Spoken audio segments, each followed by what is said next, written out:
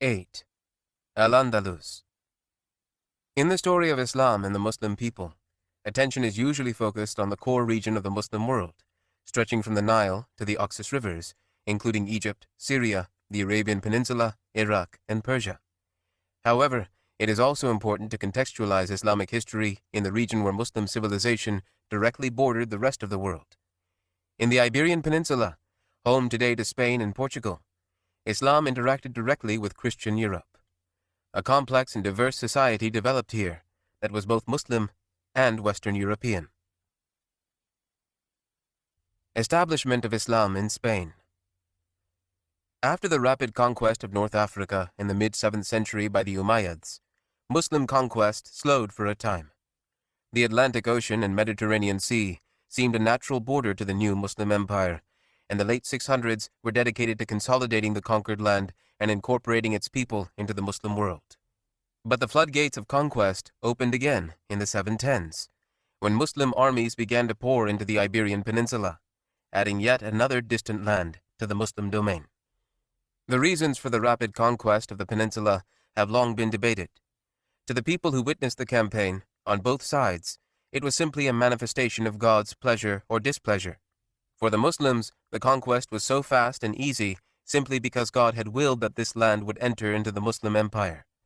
For the Christians, they explained their massive loss by claiming that God was upset with the immoral behavior of the Visigoths, and thus he sent the Muslim invaders as punishment. There are, of course, more concrete factors to understand. Firstly, the unpopularity of Roderick and the Visigothic monarchy due to pre-existing political conflicts. Some aristocrats failed to support the king in the face of invasion from Africa, and during the Battle of Guadalete, desertion by soldiers and nobles helped turn the tide. The fact that the Visigoths were unpopular is evidenced by the fact that after the climactic battle, few cities put up any resistance to the Muslim invaders.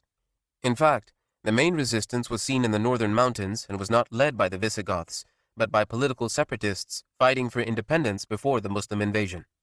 The main cities of the Visigothic realm quickly capitulated to the Muslims who promised favorable surrender terms and local autonomy. The relative freedom granted by the Muslims to the general population must have contrasted sharply with an unpopular Visigothic regime. After the quick conquest was over, the settlement of the land by Muslims began. Unlike the settlement pattern in parts of the Middle East, where armies settled in garrison towns organized by the Rashidun and Umayyad authorities, in Al-Andalus, settlement was mostly unorganized and haphazard. The Muslims did not confine themselves to garrison towns, choosing instead to become property owners throughout the peninsula. The Berber immigrants tended to settle in the north and west, seeking pastoral environments similar to what they were used to in North Africa. The Arab tribes that came to Al-Andalus were mostly from Yemen and had a long history of settled farming. As a result, they settled mainly in the fertile regions of the south and the country's main cities such as Córdoba, Valencia, and Zaragoza. Both Arabs and Berbers regularly intermarried with the local population, eventually creating a new unique society that incorporated aspects of Arab, Berber, and Hispanic culture. Umayyad rule. For the first few decades of Muslim rule, Al-Andalus was little more than a distant and uneventful province of the vast Umayyad Caliphate.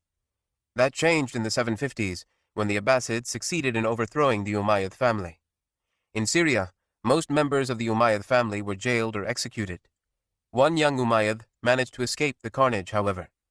Abd al-Rahman, a 20-year-old prince, escaped from Damascus in 750, just ahead of the Abbasid army, and began an epic journey across the Muslim world in search of help and support after the rest of his family had perished. His mother was a Berber, so he naturally sought aid in the Berber homeland in North Africa. Always just one step ahead of the pursuing Abbasid agents, he finally found support for the Umayyad family in Al-Andalus in 755. Here, he established himself as the ruler of an Umayyad state, with Córdoba as its capital, politically separate from the Abbasids based in faraway Baghdad. His journey from Syria to this distant western land gave him the nickname El-Dakhil, the immigrant. The Umayyad Emirate established by Abd al-Rahman el-Dakhil became a cultural melting pot during the centuries after his rule. People from the rest of the Muslim world continued to immigrate to this distant land, carrying with them aspects of their home cultures. In addition to that, A large portion of the native Hispanic population converted to Islam in the late 800s and early 900s. By 950, about half of the peninsula's population was likely Muslim, and by the 1100s, Christians would make up only about 20% of the population. Arab, Berber, and Hispanic Muslims combined to create a unique Andalusian culture that brought together diverse backgrounds and traditions under the banner of Islam. Even Christians living in Al-Andalus adopted Islamic culture and began adopting Arabic language, art, and customs. This influence of culture and language is still seen today in the Spanish language, which retains many loanwords from Arabic. Jews also benefited greatly from Andalusian society. Throughout the rest of Europe, Jews were barely tolerated in the Middle Ages, and pogroms against them were a constant threat. In Muslim Spain, however, Jews were given the freedom to practice their religion as they pleased, and became integral parts of society. Jewish philosophy reached its zenith in Muslim Spain, producing scholars such as Maimonides, who is known to this day as one of the greatest Jewish philosophers of all time. The peak of the Umayyad state in Spain occurred during the reign of Abd al-Rahman III, from 912 to 961. During his almost half-century in power, he declared himself as Caliph of the Muslim world. Although he did not have any power outside of the Iberian Peninsula, his claim to the role his Umayyad ancestors held in the 7th and 8th centuries was meant to combat the growing power of the Fatimids in North Africa. The Abbasid caliphs of Baghdad were by now ineffectual prisoners in their own palaces under the command of various Turkic dynasties, and the Shi'i Fatimids were a real threat to the continued existence of Sunni Islam as a political force. Abd al-Rahman III was a true patron of the arts and sciences, on the same level as the earlier Abbasid al-Mamun and the later Ottoman Suleiman the Magnificent. Over 600 libraries dotted Córdoba, the capital. Its largest library boasted a collection of over 400,000 books in a multitude of languages. Shops were numerous in the city, producing goods that were valued throughout Europe. Leather, silk, paper, wool, and crystal were all produced in Córdoba and traded throughout Europe as well as the Muslim world. It was a world-class city that served as a bridge between undeveloped, generally illiterate Europe and the great cultured cities of the Muslim world. If a European wanted to be well educated, they would travel to Al-Andalus to be in the presence of its great scholars and libraries. Even a 10th century leader of the Catholic Church, Pope Sylvester II, studied in Al-Andalus in his youth and was mesmerized by the scientific achievements of Muslim civilization. In later centuries, when the first universities opened up in Italy, France, and England, much of their libraries were made up of Latin translations of the works in Córdoba's library. Muslim Spain was the main thoroughfare through which the accumulated knowledge of the Muslim world made its way into Europe, helping spark the Renaissance in the 1400s. Córdoba's magnificence was not limited to its knowledge. Abd al-Rahman and earlier rulers of Al-Andalus emphasized their power and wealth through elaborate and beautiful mosques and palaces, the best example being the Grand Mosque of Córdoba.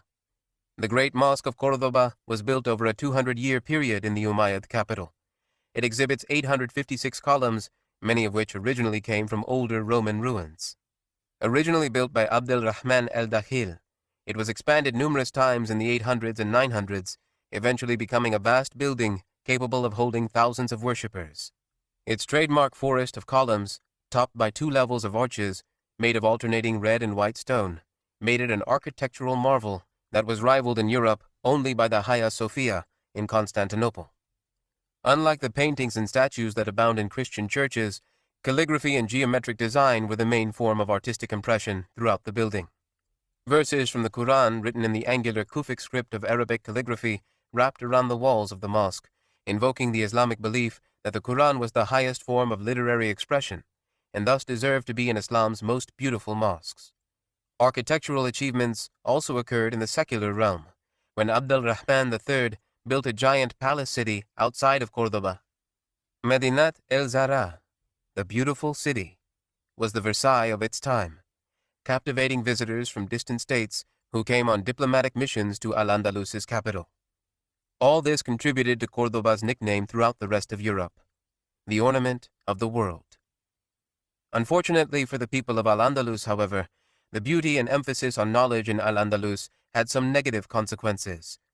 The early enthusiasm for warfare that was seen in the rapid conquest of the peninsula and invasions into Frankish territory subsided as citizens began to live more comfortable lifestyles. The Cordoban rulers had trouble rallying men from the cities and countryside to join imperial armies destined to battle the Christian kingdoms of the north. The Andalusians were content, complacent, and unwilling to leave the comfort of their lives for the defense of Muslim Spain. The lethargy of the population crept into the upper echelons of power.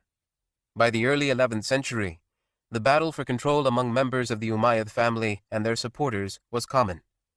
Rather than focus on external enemies, the elites aimed their efforts at eliminating rival factions within Córdoba.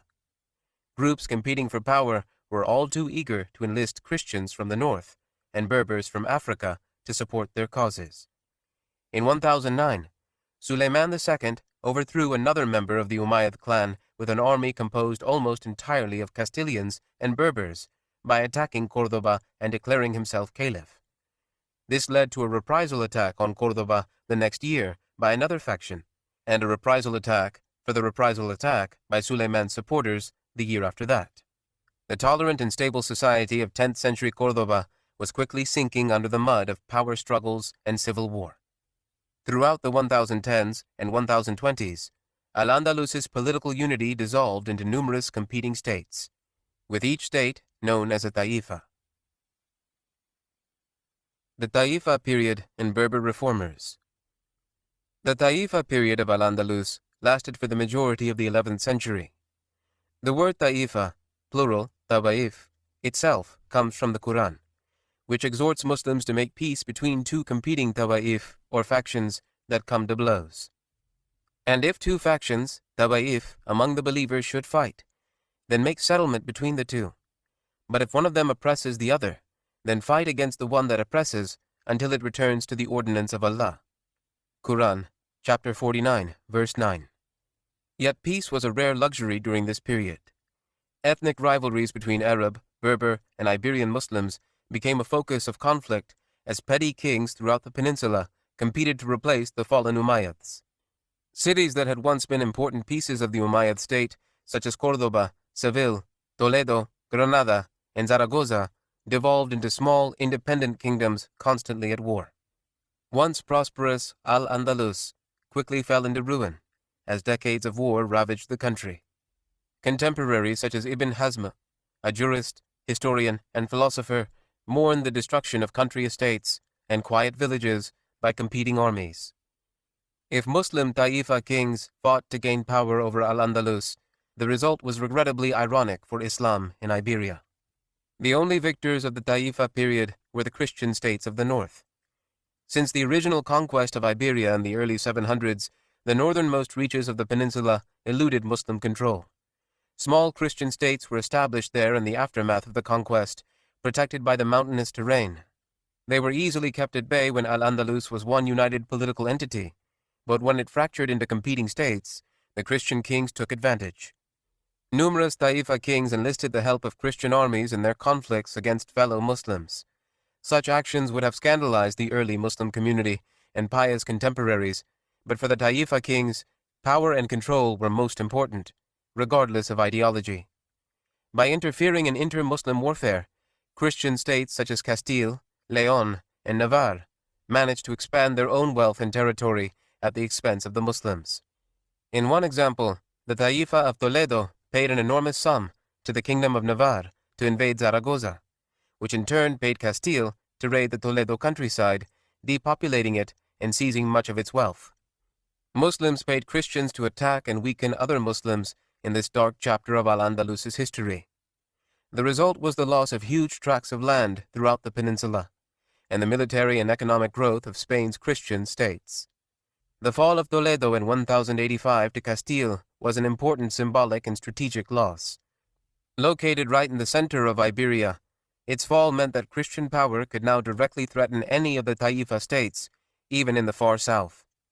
It was only at this point that the Taifa kings realized they could not hold out against the Christian kings for long, and began to look to the rest of the Muslim world for help. That came in the form of a Puritan movement from Africa known as the Murabitun. The Murabitun movement was founded in the desert landscape of Morocco, along the trade routes that linked North Africa with the wealthy kingdoms of West Africa. The people there were Berbers who had converted to Islam during the centuries after the Muslim conquest of North Africa in the 600s. By the 11th century, almost all the Berber tribes were Muslim in name, but many held on to pre-Islamic beliefs and practices. The pre-Islamic tribal alliances were particularly strong, and not unlike the pre-Islamic Arab tribal rivalries of the Arabian Peninsula. One Berber theologian, Abdullah ibn Yasin, sought to bring Berber society more in line with traditional Islam in the mid-11th century. He named his movement the Murabitun, meaning those who hold fast, alluding to a verse from the Quran requiring that Muslims hold fast to the path of Allah. Spanish and English corrupted the name into the Almoravid dynasty, the name by which they are most known today. The movement was simple in essence, which added to its popularity. Ibn Yasin declared that the Murabitun have three main goals: promoting righteousness, forbidding injustice, and eliminating un-Islamic taxes. The Murabitun movement grew exponentially throughout the 11th century, and not by conquest. The basic message and simple lifestyle of the Murabitun was attractive to the Berber tribes. It recalled the simplicity and straightforwardness of the Prophet Muhammad's original message. Similar to how many Arabs voluntarily accepted Islam in 7th century Arabia, many Berber tribes voluntarily joined the Murabitun Confederation. By the 1180s, the movement extended from North Africa to the wealthy territories of Ghana in West Africa. Its rapid growth out of the Sahara Desert meant it was fundamentally different from Muslim Spain. Whereas settled Muslim civilization had existed in Al-Andalus for hundreds of years, the Murabitun were untainted by the wealth and luxuries of city life. The Berber warriors were tough and ready to fight, a quality that did not go unnoticed by the petty Taifa kings of Al-Andalus. When the Christian Reconquista threatened the existence of Muslim Spain, the Taifa kings called on the Murabitun for help. Led by Alfonso VI of Castile in the late 1000s, the Reconquista reached the walls of Seville, a major center of political Islam in Spain. Thus, the Taifa king of Seville, along with some of the other quarreling Muslim leaders in Iberia, sent for the Murabitun in the name of Muslim unity against a common Christian enemy. In 1086, the Murabitun, led by Yusuf ibn Tashfin, crossed the Strait of Gibraltar with 12,000 soldiers. Ibn Ziyad crossed the same strait to bring Iberia under Muslim control 375 years earlier. Now Ibn Tashfin was doing the same, to ensure it remained so. But he made it clear this was not a campaign of conquest. Ibn Tashfin was coming at the request of the existing kings of Al-Andalus, and seems to have had no interest in annexing the region to the Murabitun Empire. Thus, his army met up with the army of Seville and clashed with Alfonso at the Battle of Zalaca in October of 1086 near Badajoz. The result was a decisive victory over the Castilians. Alfonso was forced to retreat from his advance on Muslim lands, and for the time being, what remained of Muslim Spain was safe. Although Ibn Tashfin had the upper hand, he chose not to follow up his victory with a campaign of conquest in the peninsula. Instead, he retreated with the majority of his army back to North Africa, where the political complexities of Al-Andalus's Taifas were absent. The Murabitun could not stay out of the politics and conflicts to the north. Yusuf ibn Tashfin was called back to Al-Andalus in 1088 to aid in another campaign against Alfonso. Ostensibly, this was to be a unified Muslim force bringing together various Taifas and the Murabitun. But Ibn Tashfin's experience on this expedition was less than uplifting. The campaign was constantly hampered by rivalries among the Taifa kings, who regularly complained to Ibn Tashfin about each other and distrusted anyone but their closest supporters. The campaign resulted in failure, and Ibn Tashfin returned a second time to Africa, determined not to get involved in Andalusian politics again. The inherent weakness of Taifa al-Andalus and the rivalries of the kings meant that Alfonso VI would once again become a threat to the continuation of Islam in Iberia, and yet again, Ibn Tashfin and the Murabitun were called on to save the day. Upon his third entrance into Al-Andalus, Ibn Tashfin came armed with a fatwa, religious ruling, from none other than Imam el-Ghazali, declaring that the Taifa kings were corrupt, unfit to rule, and should be removed from power. In 1090, the Murabitun conquest of Al-Andalus commenced, with Ibn Tashfin personally leading the campaign to end the Taifa period. The petty Taifa kings were not willing to give up their realms to the Berbers, and some even pledged allegiance to Christian kingdoms in order to resist the Murabitun. Such actions only confirmed the suspicions of the Andalusians and the Islamic scholars that the Taifa kings were concerned only with themselves and their power, and not with the defense of the Muslim world. Popular uprisings in support of the Murabitun erupted throughout Al-Andalus, led by scholars who demanded the return of past glory.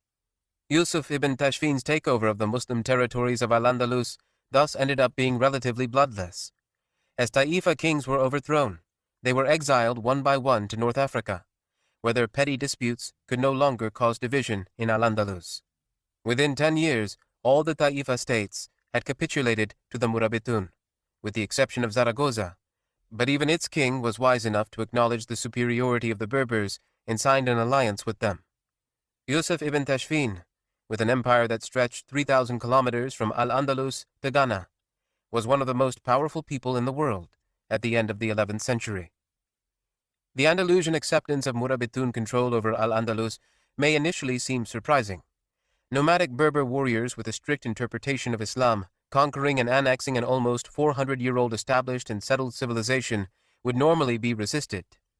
But here one of the unique repeating themes of Islamic history is seen. When a part of the Muslim world is politically fractured and external invasion is imminent, rallying around one leader under the banner of Muslim unity is usually the only path to safety.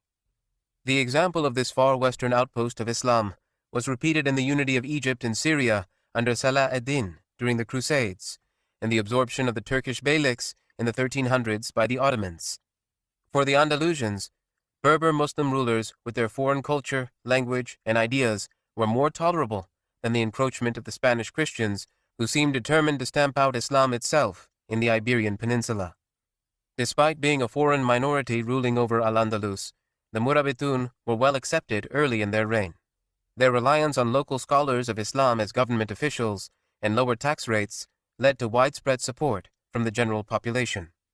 Added to this, the simple message of the Murabitun, of getting back to pure Islam as it was intended to be practiced, and removing unfair laws and taxes, was certainly attractive to the Andalusians. Despite their popularity and success in Al-Andalus, the Murabitun were not immune to the natural rise and fall of dynasties. Under Yusuf ibn Tashfin, they had expanded greatly to absorb most of the Muslim lands of Iberia into an intercontinental empire, but they failed to regain territory previously lost to the Christians. Toledo, the once great Muslim city, was gone forever, and the Christian kingdoms were only halted, not destroyed. Ibn Tashfin's son, Ali, reign 1106 to 1143, lacked the desert upbringing of his father, and although he seems to have been a well-intentioned leader, he did not have the ability to expand the empire through warfare that his father had. When the Murabitun first entered Al-Andalus at the end of the 11th century, their popularity stemmed from the fact that they were capable of finally defeating the encroaching Christian armies. As the military might of the Murabitun declined, and Christians began to score major victories against the Muslims once again in the 12th century, their purpose in Al-Andalus was called into question. Rebellion even broke out in Cordoba, the old Umayyad capital, where the people were fed up with the inaccessible and foreign Murabitun who ruled the city. But the actual fall of the Murabitun would come from North Africa, where they got started. Another Berber Muslim religious movement began to grow in the Atlas Mountains that towered over the Murabitun capital of Marrakesh. They called themselves the Muwahidun, meaning the monotheists. The leader of this new movement, Ibn Tumart, preached that the Murabitun had strayed from the correct practice of Islam, and that the luxuries of Al-Andalus had corrupted them and made them complacent. The Muwahidun movement also took a very strong theological stance, arguing that religious innovations were rampant throughout Al-Andalus and North Africa. Berber tribes that had previously supported the Murabitun switched allegiances and joined with the new Muwahidun movement throughout the 1120s and 1130s. In 1147, they were powerful enough to challenge the Murabitun in the open, descending from the mountains to successfully attack Marrakesh. Within a year, all of Morocco had succumbed to the Muwahidun. The preoccupation of the Murabitun with the growing Muwahidun movement in Africa led to Al-Andalus being neglected militarily by the Murabitun. That, coupled with the popular discontent of the Andalusian population, led to the emergence of a second Taifa period, starting in 1144. Once again, rival factions arose in the Iberian Peninsula, all seeking to gain power at the expense of other Muslim states. The only winners in this conflict were the Christian kingdoms, which were able to take advantage and increase their own territories through war against the Muslims.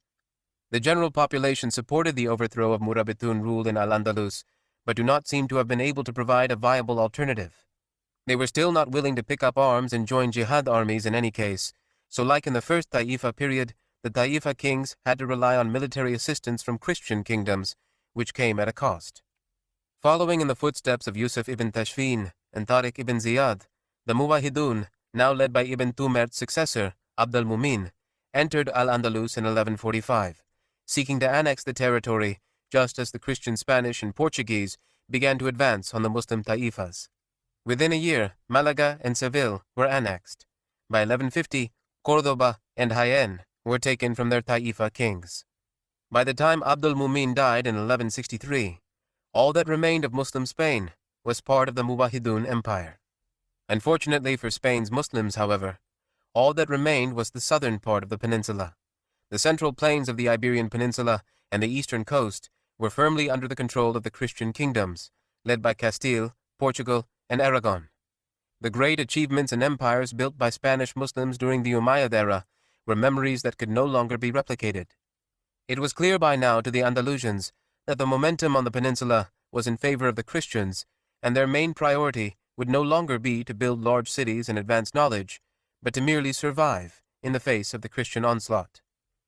The arrival of the Muwahidun spurred an Islamic revival. Andalusians refocused themselves on their practice of Islam. The emergence of numerous scholars in the peninsula at this time testifies to this. Perhaps the most notable among them was Ibn Rushd, 1126 to 1198, known as Averroes in the rest of Europe.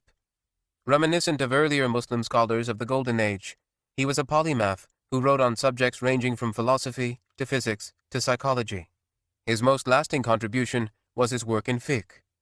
Although he was a follower of the Maliki school of fiqh, as were most North Africans and Andalusians, he authored an encyclopedia of comparative fiqh entitled The Distinguished Jurist's Primer, Bidayat al-Mujtahid wa Nihayat al-Muqtasid. Centuries later, it continues to live on as one of the premier books of fiqh, detailing the differences of opinion of the numerous schools of jurisprudence within Islam. Mystics such as Ibn Arabi and Abu al-Hasan al-Shadili also emerged during the Muwahidun dynasty. They sought to spiritually inspire Muslims to improve their relationship with God, no doubt partly as a reaction to the bleak political climate in Al-Andalus and North Africa. The Muwahidun largely followed the same pattern as the Murabitun. They both emerged out of the harsh desert environment of Morocco. They both sought to fix what they saw as social ills and political weakness in the region. They both halted the Christian Reconquista in Iberia, and they both weakened over time as successive generations lost the drive and willpower that their forefathers cultivated in the deserts of North Africa. The Muwahidun in Al-Andalus declined as family conflicts over power came to the forefront. The late 12th century saw the emergence of civil war in Al-Andalus, coupled with the continued advance of the Christian kingdoms. This time, however, no new Berber religious movement emerged to take their place. Granada. As they had been doing for hundreds of years, the Christians of Spain took advantage of Muslim weakness and division. Pope Innocent III even called for a pan-European crusade to attack the Muwahidun, and in 1212, Spanish, Portuguese, French, and English knights assembled near the Sierra Morena mountain range that served as the border between Christian and Muslim control in Iberia. Led by Alfonso VIII of Castile, the crusade made its way through a pass in the mountains to attack the main bulk of the Muwahidun army. At the Battle of Las Navas de Tolosa, or El Ukab as the Muslims called it, the Muslim forces were totally decimated. Over 100,000 casualties for the Muslims meant that the backbone of Muwahidun power in Al-Andalus was broken. The reasons for the loss of the battle are not as important as the results of the disaster. With no ability to resist the Christians, major Muslim cities began to fall one by one. Between 1228 and 1248, Valencia, Seville, Badajoz, Mallorca, Murcia, Jaén, and others all fell to the Christian onslaught. In 1236, Córdoba fell to the Castilians. The historic capital of early Muslim Spain, with its monumental great mosque, libraries, palaces, and gardens, could not resist the Castilian army. The mosque was forcibly turned into a Catholic cathedral, with a giant chapel built in the center of the building. The layout of the building, its niche facing Mecca, and the Quranic inscriptions on the walls all remained, surrounding the Christian chapel, and ironically testifying to its history as a Muslim house of worship. Later, a 16th century Holy Roman Emperor would decry its conversion to a cathedral, remarking that a building so uniquely beautiful was converted into something ordinary and common. But not all of Al-Andalus was lost after the fall of the Muwahidun. The Emirate of Granada, along the southern coast of Iberia, remained independent of Christian control. There, an Arab dynasty, the Nasrids, took power and managed to hold on for 2 more centuries. They traced their descent back to Banu Khazraj, one of the 2 tribes that welcomed the Prophet in Medina after he was exiled from Mecca in 622. Similarly, the Nasrids welcomed the followers of Muhammad who were exiled from Christian Iberia 600 years after the Hijrah. The Hijrah of Muhammad signaled the beginning of a new Muslim state and a new era of Muslim power in the Arabian Peninsula. The arrival of Muslims in Granada, however, signaled the beginning of the end of Muslim power in the Iberian Peninsula. It was the last remaining Muslim state of Al-Andalus. But the Nasrids of Granada were never truly independent. They only managed to escape annexation by becoming a tributary state to Castile. After the fall of the Muwahidun, the pattern of messy Taifa politics, which pitted Muslim states against one another in a struggle for survival, had reappeared. With such disunity, it was only because of Granada's utility in the eyes of the Castilians that they managed to escape annexation. They promised military aid to the Castilians along with regular tribute payments of gold, which came from the rich mines of Mali in West Africa. This system continuously strengthened the Spanish Christians of the north while reducing the relative power of the Muslim states throughout Al-Andalus and North Africa. In fact, the Nasrids aided some of the Christian conquests of other Andalusian cities in the mid-13th century. Furthermore, outsiders dominated the economy of Granada as merchants from the rising Italian city-states controlled exports to Europe. Two-way trade with the rest of the Muslim world was almost non-existent. European Christians were the only ones who benefited as Granada's resources slowly dried up. Such a system was obviously not sustainable for long. Even as Islam clung to the southern edge of Iberia at the end of the long and tumultuous decline of Al-Andalus, the Muslim tradition of grandeur and beauty in architecture managed to erect one last monument to Muslim Spain. The Alhambra was a fortification located on a cliff overlooking the city of Granada that had been in use as the city's citadel for hundreds of years before the rise of the Nasrids.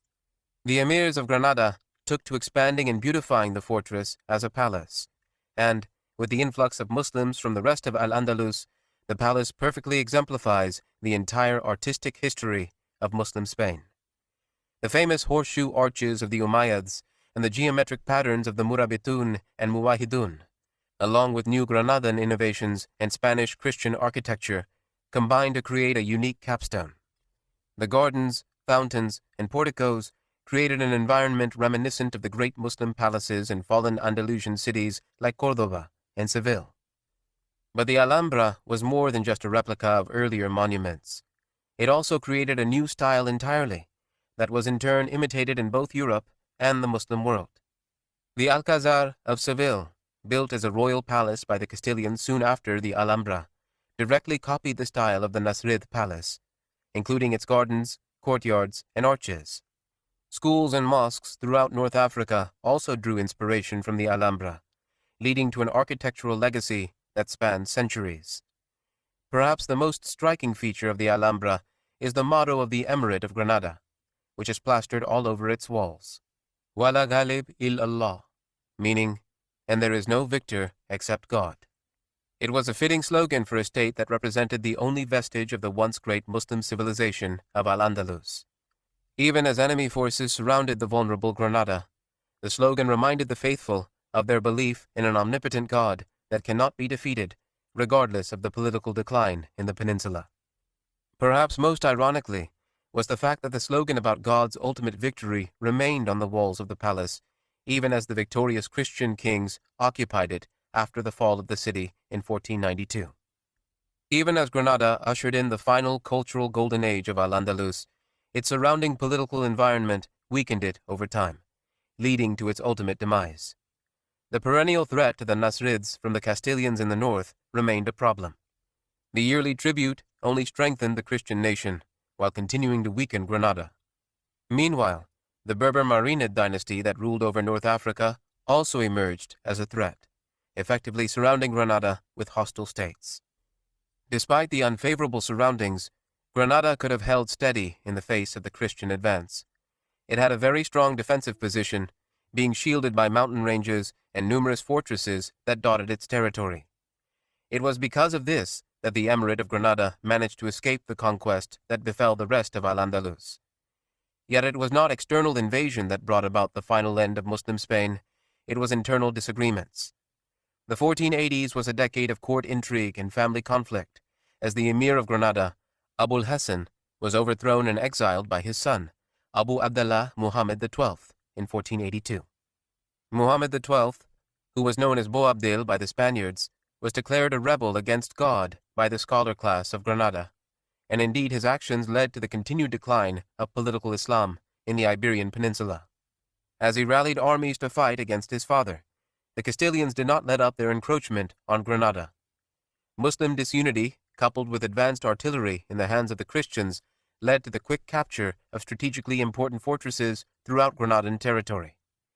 Just a few decades after the Ottomans used cannon to conquer Constantinople in 1453 and launch Islam into Eastern Europe, Christian armies used the same technology to eliminate it from Western Europe. Furthermore, throughout the history of Al-Andalus, whenever the tide turned in favor of the Christians, North African Muslims would ride to the rescue of their co-religionists. But the late 15th century saw no such rescue. Civil unrest in North Africa meant the rulers were preoccupied with their own problems, and Castilian diplomatic efforts effectively kept them out of Andalusian affairs. The Mamluks of Egypt were called upon by the Granadans for help, but were only able to offer symbolic support. Granada had to find a way to hold off the Christians while dealing with internal civil war on their own. In the end, such a momentous task proved impossible. Muhammad XII's leadership only added to the woes of Granada. The Castilians captured him in 1486, and during his captivity, his father was able to retake the throne. After being held captive for a year, Muhammad was released upon his pledge of allegiance to the Christian state. With arms and soldiers supplied by the Castilians, he managed to establish himself once again as the Emir of Granada, leading to another round of civil war, this time against his uncle. He promised to stay out of the raging war between the Castilians and his uncle, during which most of the Emirate of Granada was conquered by the Christians. By 1490, Granada was the only Muslim-ruled city left in the Iberian Peninsula. At this point, Muhammad XII's alliance with Castile was irrelevant. The famous Catholic monarchs, Ferdinand and Isabella, united the kingdoms of Castile and Aragon, paving the way for modern Spain. They had no interest in allowing Granada to continue as an independent Muslim city in the midst of a united Christian Spain, despite their past aid of Muhammad XII. In 1490 and 1491, during the lead-up to the fall of Granada, the Spanish slowly closed in on the lone city. Resources were cut off, refugees flooded the city, and a sense of despair permeated the population. On its own, and with no help coming from the Muslims of North Africa, it was impossible for Granada to hold out against the numerically and technologically superior Spanish, and Muhammad XII knew it. On the 25th of November, 1491, he sent his vizier to negotiate terms of surrender with the Catholic monarchs.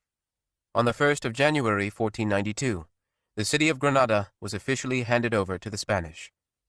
Muhammad XII handed over the keys to the city and the Alhambra to the conquerors early that morning, so that when the residents of the city awoke, they saw that the flags declaring, "And there is no victor except God," that flew over the Alhambra were lowered for the last time, as the Castilian flag took their place. To the Christians, it was the joyous fulfillment of a centuries-long struggle to make the Iberian Peninsula Christian. To the Muslims, it was the end of a long and important chapter of Islamic history, one that saw some of the most enlightened, wealthy, and powerful states the world had ever seen. For the vanquished emir, whose political incompetence directly led to the loss of the last bit of Al-Andalus, exile awaited him. Legend has it that on his way out of the city, he looked back at it one last time and began to cry.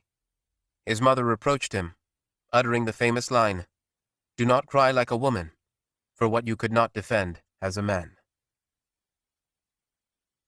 The Moriscos. The political history of Al-Andalus ended in 1492. But that was not the end of Spain's Muslim population. There were still between 500,000 and 600,000 Muslims out of a total population of 7 to 8 million throughout the Iberian Peninsula, with most of them in the former Emirate of Granada. It would not have been possible for the Catholic monarchs to expel such a large portion of Spain's population immediately. Many territories throughout the Iberian Peninsula still relied on their Muslim population to run the local economies. Furthermore, the Spanish did not have the human capital to immediately fill up depopulated cities. Instead, Ferdinand and Isabella initially adopted a tolerant approach to the Muslim minority. The Muslims thus lost some social standing now that the rulers were not of their same religion, but they were given freedom to continue to worship as they pleased under the Spanish monarchy. That does not mean that the Christians did not attempt to convert the Muslims to Christianity. Any Muslim that voluntarily chose to convert would be showered with gifts, gold, horses, and other valuables. This led to a number of Muslim conversions to Christianity in the years following 1492. To the surprise and disheartenment of the Christians, after collecting their gifts, most of those converts would be found soon afterwards worshipping in mosques and reading the Quran again. With Muslims taking advantage of the incentives offered to them and not sincerely converting to Christianity, the Catholic Church decided to take a more hardline approach. Francisco Jiménez de Cisneros, a Catholic archbishop, was appointed in 1499 to speed up the conversion process by harassment of Spain's Muslims, persecution, and arbitrary imprisonment of those who chose not to convert. In his own words, he declared, if the infidels couldn't be attracted to the road to salvation, they had to be dragged to it. The result was an expected rebellion by Spain's Muslims against the oppression. The Muslims of Granada, who had endured 8 years of Christian rule, but would not endure oppression by the new archbishop, barricaded the narrow streets of Granada and declared their defiance to the efforts of de Cisneros. The revolt gave the Catholic monarchs the excuse they needed to admonish Spain's Muslim community. The Muslim rebels were given 2 options, the death penalty or conversion to Christianity, which would lead to an official pardon. Pragmatic as ever, Granada's Muslims chose conversion, and a huge wave of baptisms in the predominantly Muslim city commenced. Further rebellions flared in the surrounding countryside, but the more powerful Spaniards eventually put them down within a few years. By 1502, when the rebellions were over, the Christian authorities chose to outlaw Islam throughout Spain. All Muslims were given the option to convert, leave Spain, or die. Like the people of Granada, Muslims throughout Spain chose conversion, and soon the Catholic monarchs could boast that they had converted an entire nation to Christianity within a few years. The reality, however, was that Islam continued to live on in Spain, but underground. The supposedly former Muslims, known by the Spanish as Moriscos, professed Christianity to avoid continued persecution, while continuing to live as Muslims in the privacy of their own homes. The Spanish authorities, perhaps suspecting that the Moriscos were not sincere in their conversion to Christianity, instituted numerous laws as part of the Spanish Inquisition throughout the early 1500s to cleanse the Moriscos of their Islamic past. Butchering animals according to Islamic law was banned in 1511 by royal decree. Women were banned from covering their faces in 1513. Muslim-style clothing in general was banned in 1523. Furthermore, Moriscos were banned from using bathhouses or closing the doors to their homes on Fridays in an effort to ensure that no one was secretly practicing Islam. Weddings had to be attended by old Christians to ensure that Islamic nuptials were not being practiced. In 1526, even speaking Arabic was outlawed, and Moriscos were forced to speak Castilian at all times, including when at home. These efforts to rid the Moriscos of both their religious and cultural heritage only pushed them further underground and caused them to cling more vigorously to their beliefs. Overall, the Inquisition failed to remove Islam from the hearts of most Moriscos. Instead, it forced them to be more creative about how they worked around the laws. Numerous Muslim scholars wrote fatwas, allowing Muslims to practice their religion in non-traditional ways to avoid detection by authorities. For example, the famous 1502 fatwa by the Mufti of Oran in present-day Algeria allowed Muslims to perform ritual cleansing before prayer without water by touching a clean wall, to pray at night instead of 5 times a day, and to eat pork if forced. Religious instruction was restricted to the home, as mosques and schools were closed or converted to Christian churches. But the Arabic language survived behind closed doors, as parents made sure to teach their children Islamic rites and verses of the Quran. Moriscos with Christian names would go to church on Sundays, worship according to Catholic rites, then come home, be referred by their secret Muslim names, and read the Quran and pray according to the Islamic fashion. The kings of Spain were never fully ignorant of the secret beliefs of the Moriscos. Even 100 years after the conquest of Granada, it was clear to the Spanish monarchy and the Catholic Church that the attempts to convert the Moriscos to Christianity were failing. More and more Moriscos continued to be caught in the middle of Islamic acts by the Inquisition, and the punishment doled out to those caught did nothing to deter others.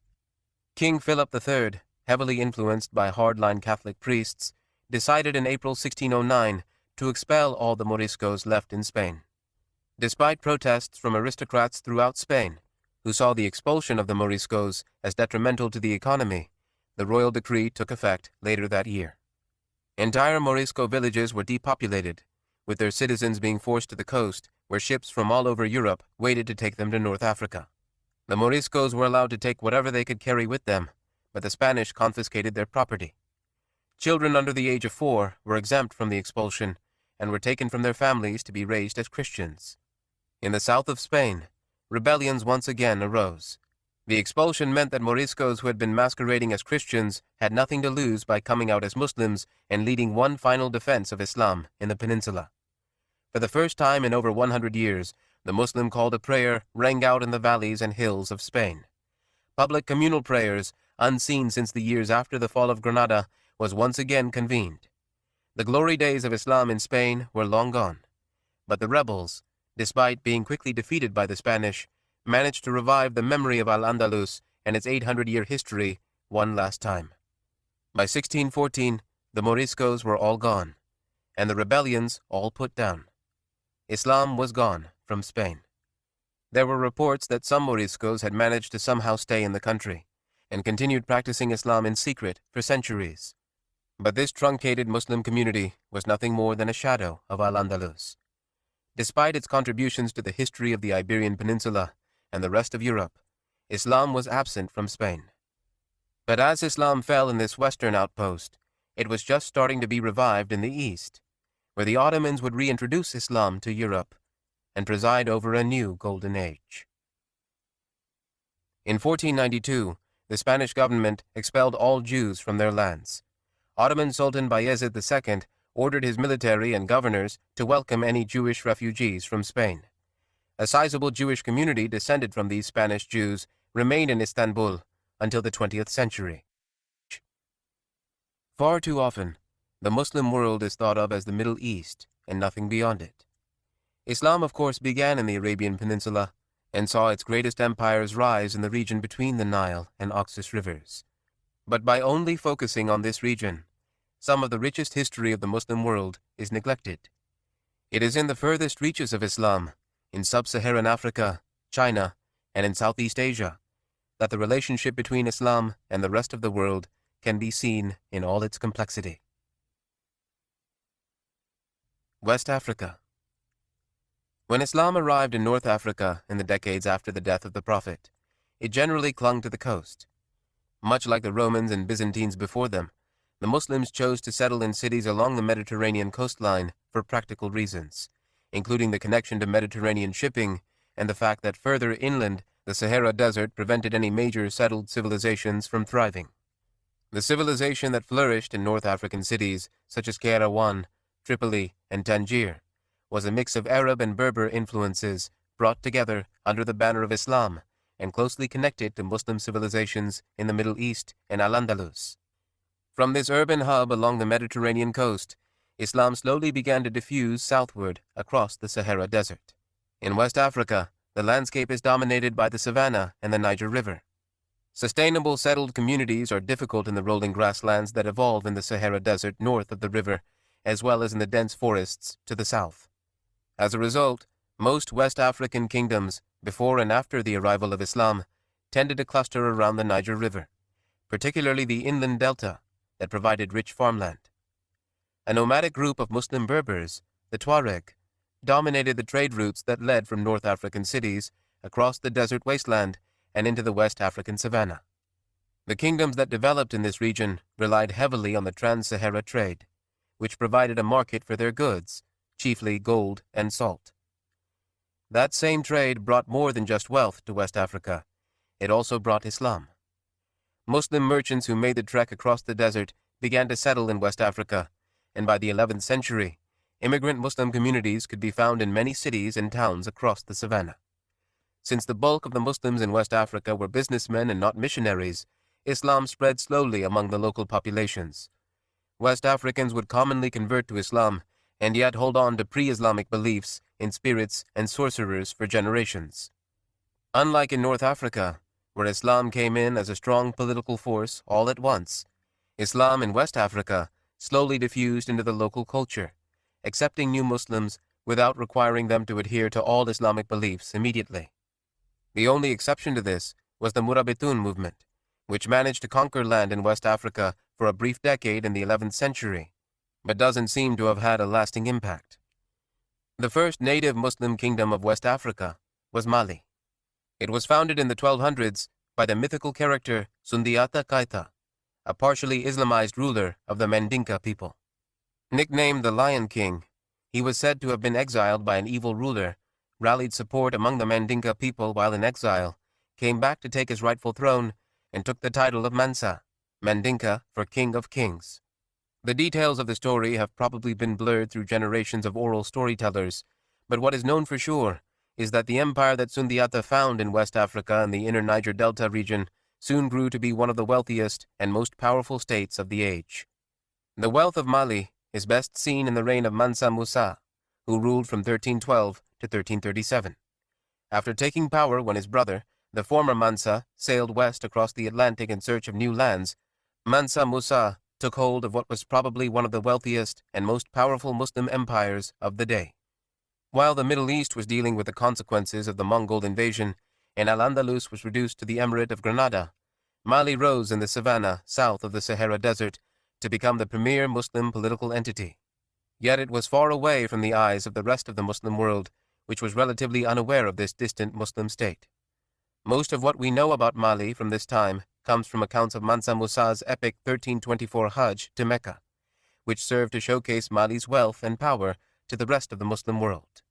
Mansa Musa's Hajj caravan departed the West African savannah with an entourage of over 60,000 people. The king was accompanied by 12,000, each dressed in valuable silk robes and carrying 2 kilograms of gold extracted from Mali's famous gold mines. Camels also carried bags of gold dust, which was distributed to the poor along the route. Numerous towns and cities along the route marveled at the grand procession coming from the unknown West African kingdom. When Mansa Musa reached Egypt, which was then ruled by the Mamluk dynasty, Mansa Musa left quite an impression on the local Mamluk officials. They recorded that he was exceptionally devout, never missing a prayer, and with a mastery of the Quran. In Egypt, Musa was said to have given out so much gold to the city's locals that unintended inflation wrecked the economy, and when the famous North African traveler Ibn Battuta visited Egypt 10 years later, he noticed that the local economy had still not recovered from the giant influx of the valuable metal. Perhaps more remarkable than his journey to Mecca was Mansa Musa's return to Mali. Given that Mali was still in the middle of a long process of Islamization and local indigenous beliefs still mixed with Islamic orthodoxy, Mansa Musa saw a need for more qualified Islamic scholarship. Using his considerable wealth as a tool for the advancement of Mali, he paid for some of the best scholars, teachers, and artists to accompany him back to West Africa. Arabs, Persians, and Andalusians all came to Mali with Mansa Musa in the 1320s, creating an African society with clear influences from the rest of the Muslim world. Furthermore, the huge influx of scholars helped catapult Mali to the forefront of knowledge. Half a century after the Mongol disaster that destroyed Baghdad's house of worship, a new hub of scholarship arose in the West African savannah.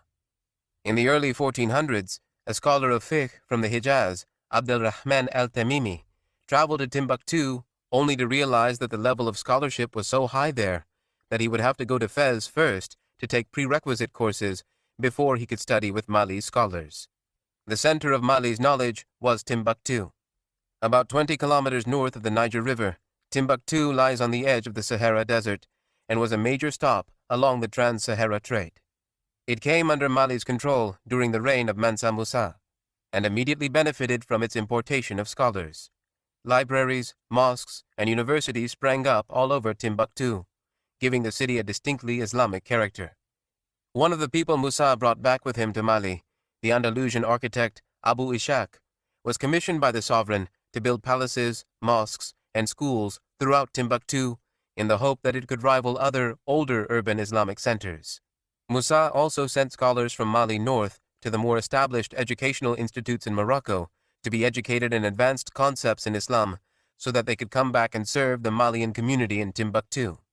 Both Mali and the Songhai Empire, which replaced Mali in the late 1400s, granted special benefits to Islamic scholars, commonly giving them tracts of land and charters of privilege. Through the importation of scholars from the Arab world and the intellectual growth of the native African community of Timbuktu, it became one of the leading centers of Islamic knowledge in the world at a time when Muslim civilization was on the decline in its traditional centers. East Africa. The East African coast did not have to wait long to be exposed to Islam. Before Muhammad undertook his hijrah to Medina, a group of his companions escaped Meccan persecution and settled in Aksum, modern-day Ethiopia, for a few years, where a Christian king welcomed them. Immigration also went in the opposite direction, and Bilal, a companion of the Prophet who would commonly recite the call to prayer in Medina, was a former slave from Ethiopia. This was not strange, considering that before Islam arrived in the 7th century, trade links between the East African coast and the Arabian Peninsula already existed. As had occurred in West Africa, it was through trade routes that Islam would spread along the Indian Ocean coast of Africa. Merchants from the Arabian Peninsula, in particular the region of Hadramaut in Yemen, began to settle in cities along the East African coast in the centuries following Yemen's conversion to Islam. The earliest artifacts attesting to Islam's presence in East Africa date from the late 700s and early 800s. Evidence shows that Islam was incorporated into East African life first in the northernmost parts of the coast, which were nearest to Arabia. Mosques dating from the 10th century have been excavated in Kenya, about 2,500 kilometers south of the birthplace of Islam. By the 13th century, Islam had taken root even further along the coast in what is now Tanzania. The main avenue through which Islam spread in East Africa was commerce. As a rich Indian Ocean trade developed, East African city-states welcomed Muslim merchants. It was through these areas that Islam diffused into the coastal region. The pattern of conversion along the coast is unique in the Muslim world. East Africa was distant enough that no large-scale population movements occurred, yet accessible enough that a sizable number of traders were able to regularly visit the coast, and in some cases permanently relocate.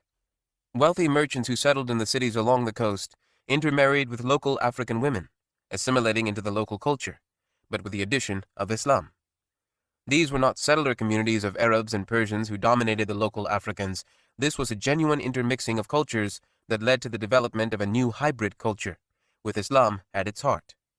Swahili, a Bantu language native to East Africa, became the lingua franca of the coastal region as merchants traveled from city to city, tying the region together culturally and linguistically. Because of visiting Arab merchants, Swahili adopted many Arabic loanwords, but at its core, it remained a native African language. Similarly, Africans in the port cities adopted aspects of Arab and Persian culture. As had been seen in all parts of the world that adopted Islam, the arrival of the new religion did not mean elimination of the previous culture and traditions. As the local population adopted Islam, powerful Muslim trading states developed along the Swahili coast. The most reliable information about them comes from the same Ibn Battuta who visited West Africa in the 14th century. According to him, these city-states along the coast were not just commercial centers, but also religious ones. Ibn Battuta comments that the Sultan of Mogadishu, in present-day Somalia, would rely on his religious advisors, the chief of whom was brought from Egypt, in the day-to-day affairs of his state. In Kilwa and Mombasa, he remarks about the religious zeal of their peoples and the large, well-kept mosques in those cities. He is especially praiseful of the Sultan of Kilwa, who would give special treatment to religious scholars and descendants of the Prophet, and regularly ate meals with the city's poor. Besides anecdotes about the Islamic character of the East African coast, it is important to recognize the assimilation of Islam into the lives of the Swahili. Islam was not seen as an outsider religion imposed on the local Africans by Arab and Persian immigrants. Islam was seen as a native African religion. Stories of the African companion of the Prophet, Bilal, and the presence of Muslim refugees in Abyssinia were important to the locals as they created a sense of identity that was entirely Islamic and entirely African. There were external cultural influences, chiefly from southern Arabia, Persia, and India, brought by traders from those regions. But much like other parts of the Muslim world, a culture developed that was based on the pre-Islamic character of the region, modified to fit in with Islamic law, but not absent of influences from the variety of peoples, all tied together by common faith. African slavery and the Americas. Islamization of Africa would lead to the eventual spread of Islam across the Atlantic Ocean in North and South America. Once the era of European colonization of the New World began, with Columbus's voyage across the Atlantic in 1492, a pressing need for labor developed in Europe's American colonies. The original plan of enslaving Native Americans proved inefficient. Native Americans were decimated by European-introduced diseases and died by the millions in the early decades of the 1500s. European colonists, looking for a better solution, looked south to sub-Saharan Africa and its black population for slave labor. European slave traders arrived at ports along the West African coast, looking to buy slaves by the hundreds. They dealt with local African kings who would capture fellow Africans in war and sell them to the Europeans in exchange for more weapons that could be used to capture more slaves. This destructive cycle led to the complete political destruction of the region and the depopulation of large areas of West and Central Africa, whose peoples were forcibly taken from the Atlantic in inhumane conditions to work as slaves in the New World. Of course, large parts of Black Africa had accepted Islam by the 1500s, and a significant number of the slaves taken to America were Muslims. Estimates vary, but of the 15 to 20 million Africans brought to America through the slave trade, between 3 and 6 million may have been Muslims. Their experience in America was one of humiliation and subjugation to European colonists. There were usually no laws regulating how slaves could be treated, so slave owners were free to beat, abuse, or kill their slaves however they saw fit. Slaves generally worked on plantations in the American South, the Caribbean, and South America, unprotected from the elements and forced to work long hours.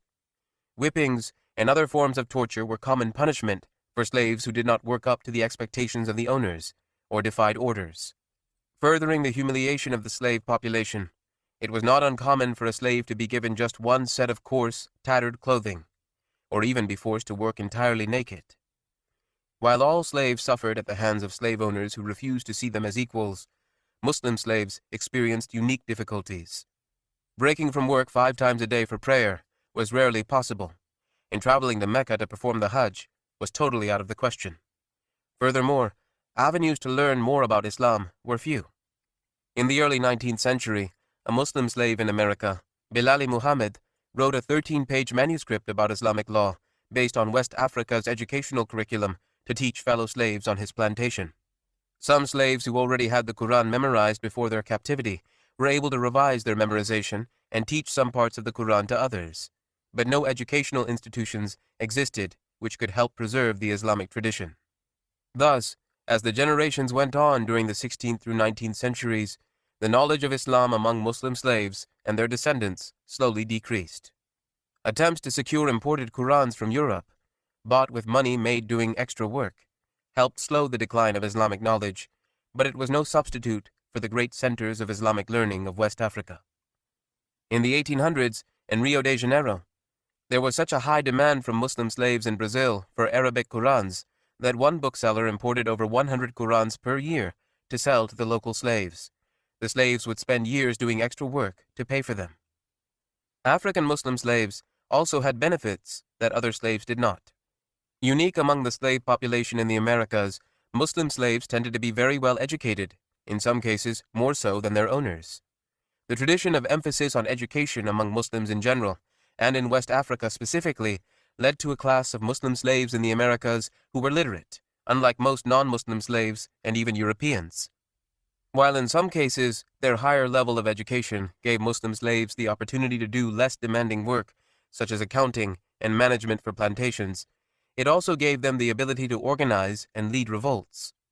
A notable example occurred in the Brazilian state of Bahia in 1835. Muslim scholars who had been taken to Brazil as slaves used their knowledge and positions of leadership in the sizable Muslim community of Salvador to plan an organized rebellion against their masters. Notes written in Arabic were passed among slaves, detailing the plan and its objectives. The revolt, which involved about 300 slaves, ended up being unsuccessful, as Brazilian soldiers brutally put down the activities of the Muslim slaves. But it did instill enough fear of Muslim slaves among Brazilians that many Muslims throughout Brazil were sent back to Africa in hopes of avoiding another revolt. The centuries of servitude inflicted on Muslim slaves in the Americas was not without consequence. Throughout Islamic history, regions distant from the Arabian Peninsula almost always had some kind of intellectual or economic connection with the birthplace and central areas of Islam. For Muslims in the Americas before the modern era, however, being so far removed from the rest of the Muslim world geographically and intellectually meant the eventual disintegration of that Muslim community. Each successive generation inherited less and less of the original Islamic knowledge and practice that the first-generation slaves had. In the United States, by the mid-1800s, there were almost no Muslims left who had knowledge of Islam, and by 1900s, only a few grandchildren of slaves could recall their ancestors practicing foreign rites different from the mainstream Christianity of most African Americans. A revival of the memory of Islam among the descendants of slaves came about in the 20th century, however. The Nation of Islam, a syncretic religion bringing together Christian and Islamic rites and beliefs, formed as a racial religious organization aimed at the advancement of America's black community. By the 1960s, however, former Nation of Islam members such as Malcolm X and W.D. Muhammad led thousands of African Americans away from the nation and back to a more mainstream understanding of Islam, one that had been slowly erased from the lives of their ancestors centuries earlier. China. After the establishment of Islam during the 600s and 700s in the region that stretched from Spain to India, various cultures beyond the borders of the Islamic Empire slowly adopted Islam and eventually became Muslim-majority regions. Examples include East and West Africa, Central Asia, and Southeast Asia. Islam also slowly spread into China at around the same time. Unlike those other regions, however, China never wholly adopted Islam, and the Muslim community remained a minority. Despite this, Muslims played an integral part in Chinese history for centuries. Islam's origins date back to the caliphate of Uthman bin Affan, who sent another early convert to Islam, Sa'd ibn Abi Waqqas, as an ambassador to the Tang dynasty of China around the year 650. Muslims were capable of reaching out to the distant Far East just decades after Muhammad led the meteoric rise of the religion in the 600s. But it was not until the 700s when a permanent Muslim presence was felt in China. It was in the 750s when Muslim soldiers were invited by the Tang government to serve in the Chinese military. Groups of Muslim warriors made the trek to China and joined the military and bureaucratic structure of the Chinese government. Encouraged to intermarry with local women and settle permanently in Chinese cities, Muslims found a stable and prosperous role in Chinese society. Government and military work soon became the niche that Muslims occupied. Muslim pursuit of careers in those fields continues in China to this day. Despite their role in the upper echelons of Chinese society, there remain many barriers between Muslims in China and native Chinese people. The Eastern religions popular in China, namely Buddhism and Confucianism, are a world apart from Islam. While Muslims in Christian areas further west in the Muslim world could relate to others through a shared history about Abraham, Moses, and Jesus, the Muslims in China had no such luxury. Thus, Muslim communities tended to be separated from mainstream society. Special enclaves developed that kept Muslims apart from other Chinese, but they also served as portals of Islamic knowledge that connected Chinese Muslims with their distant co-religionists in the Arab and Persian lands. Through such isolated communities in the midst of Chinese cities, Muslims were able to retain their Islamic identity and practices even thousands of kilometers away from the rest of the Muslim world. But that isolation would end during the Mongol conquests of the 13th century. The Mongols' vast empire included Muslim lands in Central Asia and Persia, along with China. The destruction of entire cities and regions in the Middle East meant the whole-scale movement of populations. With political unity linking the heartland of the Muslim world with Muslim communities in China, a new avenue for contact between the two regions opened up. Furthermore, mass migrations by Muslims into China meant a huge boost to the Chinese Muslim population. Just as important was the Mongol policy of assimilating Muslims into mainstream Chinese culture. Muslim communities no longer served as isolated enclaves surrounded by non-Muslims. They were instead encouraged to take on more public roles in society, and were especially useful as administrators in a Mongol empire that encompassed Muslims in its eastern and western ends. During Mongol rule over China and the succeeding Ming dynasty, Chinese Muslims became fully assimilated into Chinese culture. In the 1300s, the Huanggu emperor wrote the 100-word eulogy, which praised the characteristics of the Prophet Muhammad. Copies of it were distributed to mosques throughout China. They were no longer seen as foreigners, but rather as Chinese countrymen with their own identity, Hui. The Hui were no different from the Han, China's majority ethnic group, other than when it came to religious identity. Finally considered to be fully a part of Chinese society after living in the country for hundreds of years, Muslims in Ming China were able to assimilate into the local culture, adopting Chinese customs and even names, all the while continuing their tradition of serving the imperial government as civil servants and military leaders. It was during this time that perhaps the most famous Chinese Muslim, Zheng He, 1371 to 1433, became one of China's greatest explorers. A Hui from the Yunnan region of the south, Zheng He was favored by the Ming government and was given command of a fleet of treasure ships. Commanding hundreds of ships, some large enough to carry all three of Columbus's ships alone, and tens of thousands of sailors, he was given the responsibility of trading with distant lands and establishing diplomatic relations between them and Ming China. His voyages touched dozens of modern-day countries throughout Asia, the Middle East, and even Africa, but he is perhaps most fondly remembered in Southeast Asia, where he is revered as a figure who helped spread Islam in the Malay archipelago. Mosques throughout the region are named after the famed admiral, known locally as Cheng Ho.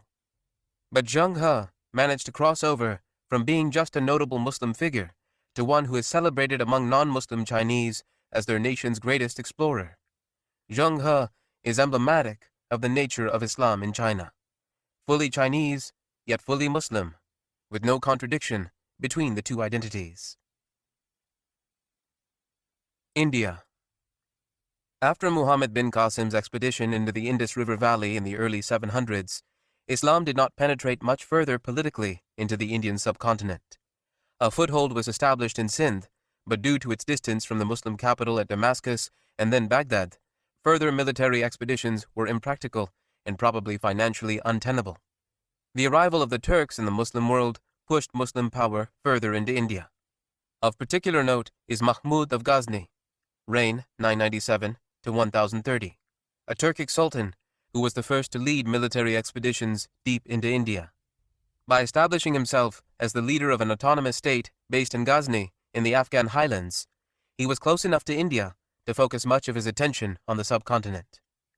His 17 military campaigns into northern India served as the basis of his rule, bringing wealth and power to him and his empire. While his raids were no doubt detrimental to local power and rule in India, he also established major cultural centers and helped spread Persian culture throughout his reign. The legendary Persian poet Firdausi, who perhaps did more to revive ancient Persian culture than any other person after the country's conversion to Islam, and Al-Biruni, a scientist, historian, geologist, and physicist, were both mainstays of Mahmud's court. In addition to his scientific discoveries, Al-Biruni wrote volumes on Indian history and society. Translations of his History of India served as the main source of knowledge about India in medieval Europe. Because of his status as a patron of the arts, coupled with his ruthless raids into India, Mahmud of Ghazni's legacy in India today is colored by modern politics as much as anyone else. Regardless of his legacy, Mahmud and the Ghaznavid dynasty he founded laid the foundation for Muslim conquest in India. The succeeding dynasty, the Ghurids, also ruled out of Afghanistan and managed to push their borders even further into India, capturing Delhi in 1192. The Ghurids relied on slave soldiers of Turkic origin who formed the core of their army, much like the contemporary Ayyubids further west in the Muslim world.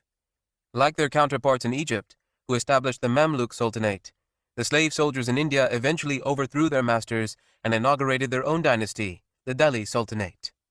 The Delhi Sultanate ruled over parts of India from 1206 until the arrival of the Mughals in 1526. 5 separate slave dynasties, the Mamluk, Khilji, Tughlaq, Sayyid, and Lodi, ruled from Delhi during the Sultanate's 3 centuries. The exact political successions and conflicts are not vital enough to mention in detail, but there are important political trends that characterize the Delhi Sultanate. Firstly, the Sultanate was ruled as a Turkic slave dynasty, not unlike the Mamluks in Egypt. Power was rarely passed down from father to son. Instead, when a sultan died, a new general would be elected by notables of the empire to take his place. A sultan could even be recalled and removed from power by his subordinates if he failed to fulfill his duties as head of state. This allowed the Sultanate to stave off the culture of complacency that plagues many hereditary dynasties after the first few generations. Furthermore, the vast majority of Delhi's sultans did not claim the title of caliph. They recognized the ultimate authority of the Abbasids as leaders of the Muslim world and saw themselves as subjects. Even after the destruction of Baghdad and the relegation of the Abbasids to nominal figureheads in Cairo, the Delhi Sultanate regularly sent emissaries to the caliph seeking his approval and permission to rule under his authority. Despite being separated by thousands of kilometers in the high Himalayan and Hindu Kush mountain ranges, the Delhi Sultanate attempted to keep India tied together with the rest of the Muslim world, at least by name. The Delhi Sultanate era is also notable for the spread of Islam within its domains. Islam had of course been present in India since the early 600s, when Arab merchants appeared in trading ports along the Indian Ocean coast. But it would take patronage from a Muslim political entity to truly spread Islam inland among a large portion of the Indian population. The Delhi Sultanate provided that opportunity. Sufi orders enjoyed royal sponsorship and were able to travel throughout India preaching to all social classes of people. Sufism, with its spiritual focus, found fertile ground in the subcontinent, where a polytheistic native population would have trouble accepting the strict monotheism of Islam without an inward spiritual dimension. Itinerant scholars, many of whom came directly from Arab and Persian lands, preached spiritual fulfillment and a new connection with God, which helped them gain huge followings during their travels. Furthermore, the egalitarian nature of Islam, exemplified best by the Prophet when he declared all believers are equal before the eyes of God, offered an escape from Hinduism's caste system, known for its rigidity and inequality. Exact numbers are impossible to come by, but through the combined preaching of wandering missionaries and the continued Indian Ocean trade that brought merchants to areas such as Gujarat and Bengal, Islam managed to find a solid foothold in Indian society throughout much of the subcontinent, even though the Muslim population never outnumbered the Hindu. Southeast Asia. The influence of traveling merchants and preachers in converting a local population was magnified further east in the Malay archipelago. This region had long served as the crossroads of trade, connecting merchants based in India with those based in China. The Chinese, with their fixed bureaucracy and imperial traditions, were less capable of spreading their own culture and government ideas in the archipelago than the more flexible Indians. Thus, before the turn of the first millennium, Buddhism and Hinduism exported from India held major sway in Southeast Asia. The Buddhist Sri Vijaya Empire, based on the island of Sumatra, and the Madang Kingdom based on Java, were among the numerous kingdoms that spread Indian influence in the region. But once Islam had established itself among India's coastal communities, the opportunity arose for merchants and preachers based in India to spread a new Islamic influence in Southeast Asia. Once again, commerce played a major role in the spread of Islam in a land far away from the Arabian deserts where Islam was born. Conversion to Islam was attractive to local kings, partly because of the economic opportunities it presented. Islam provided the glue that held together an Indian Ocean trade that spanned from East African city-states to Arabia to coastal India. Shared beliefs in Arabic as a lingua franca facilitated trade between regions that would otherwise not have much in common. If a king in Southeast Asia converted to Islam, he could also join this lucrative economic community.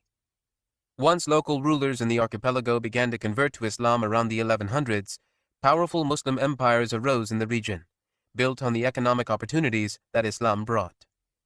It was through these rulers that Islam began to spread among the local population of the Malay archipelago. Traditional stories in the region commonly state that a king was the first to accept Islam, followed by his close advisors and family, and that Islam would trickle down into society from the top. These kings probably provided the opportunity for missionaries from further west, many of whom preached Islam through Sufism, to come and spread their beliefs among the locals, spreading Islam in much the same way as the Delhi Sultanate. A notable difference is that, while in northern India there was a heavy Persian element to the spread of Islam, in Southeast Asia the missionaries tended to come from the Indian Ocean rim, particularly Yemen. Thus, the school of fiqh that became most prominent in East Africa, coastal India, and Southeast Asia was that of Imam al-Shafi'i, due to Yemen being a center for Shafi'i learning as well as a key hub in the Indian Ocean trade. Northern India, on the other hand, was more influenced by the Hanafi school, which was popular in Persia and Central Asia. The Muslim kingdoms that arose during and after the Islamization of Southeast Asia were tied in with the rest of the Muslim world through the Indian Ocean trade network. The first Muslim state, Pasai, located on the island of Sumatra, was converted at least by the 1200s when Marco Polo visited it and attested to the Islamic character of its port cities. Ibn Battuta commented a century later about the order of the kingdom and the power of its ruler. From Pasai, Islam spread eastward to the kingdom of Malacca, which was established around 1400. Located on the strait through which virtually all shipping between India and China travels, its location made it one of the most important states in the region. Buoyed by the immense trading wealth from the ships that passed through its waters, Malacca exerted huge influence on the surrounding areas. Its Malay language and customs were adopted throughout nearby kingdoms, culturally linking the entire region, including parts of modern Malaysia, Indonesia, and the Philippines, to the powerful trading empire. Its cultural influence served as a vehicle carrying Islam as well. Malay identity was linked with Muslim identity, so much so that when someone converted to Islam, it was said that he or she had Masuk Melayu, meaning entered this realm of the Malays. This Islamic identity, interwoven with culture and ethnicity, would spread eastwards from Malacca throughout the Malay archipelago and survive numerous invasions and occupations, first by the Portuguese and later by the Dutch and English. 10. Rebirth. According to the 14th century history and philosopher Ibn Khaldun, dynasties have a natural lifespan.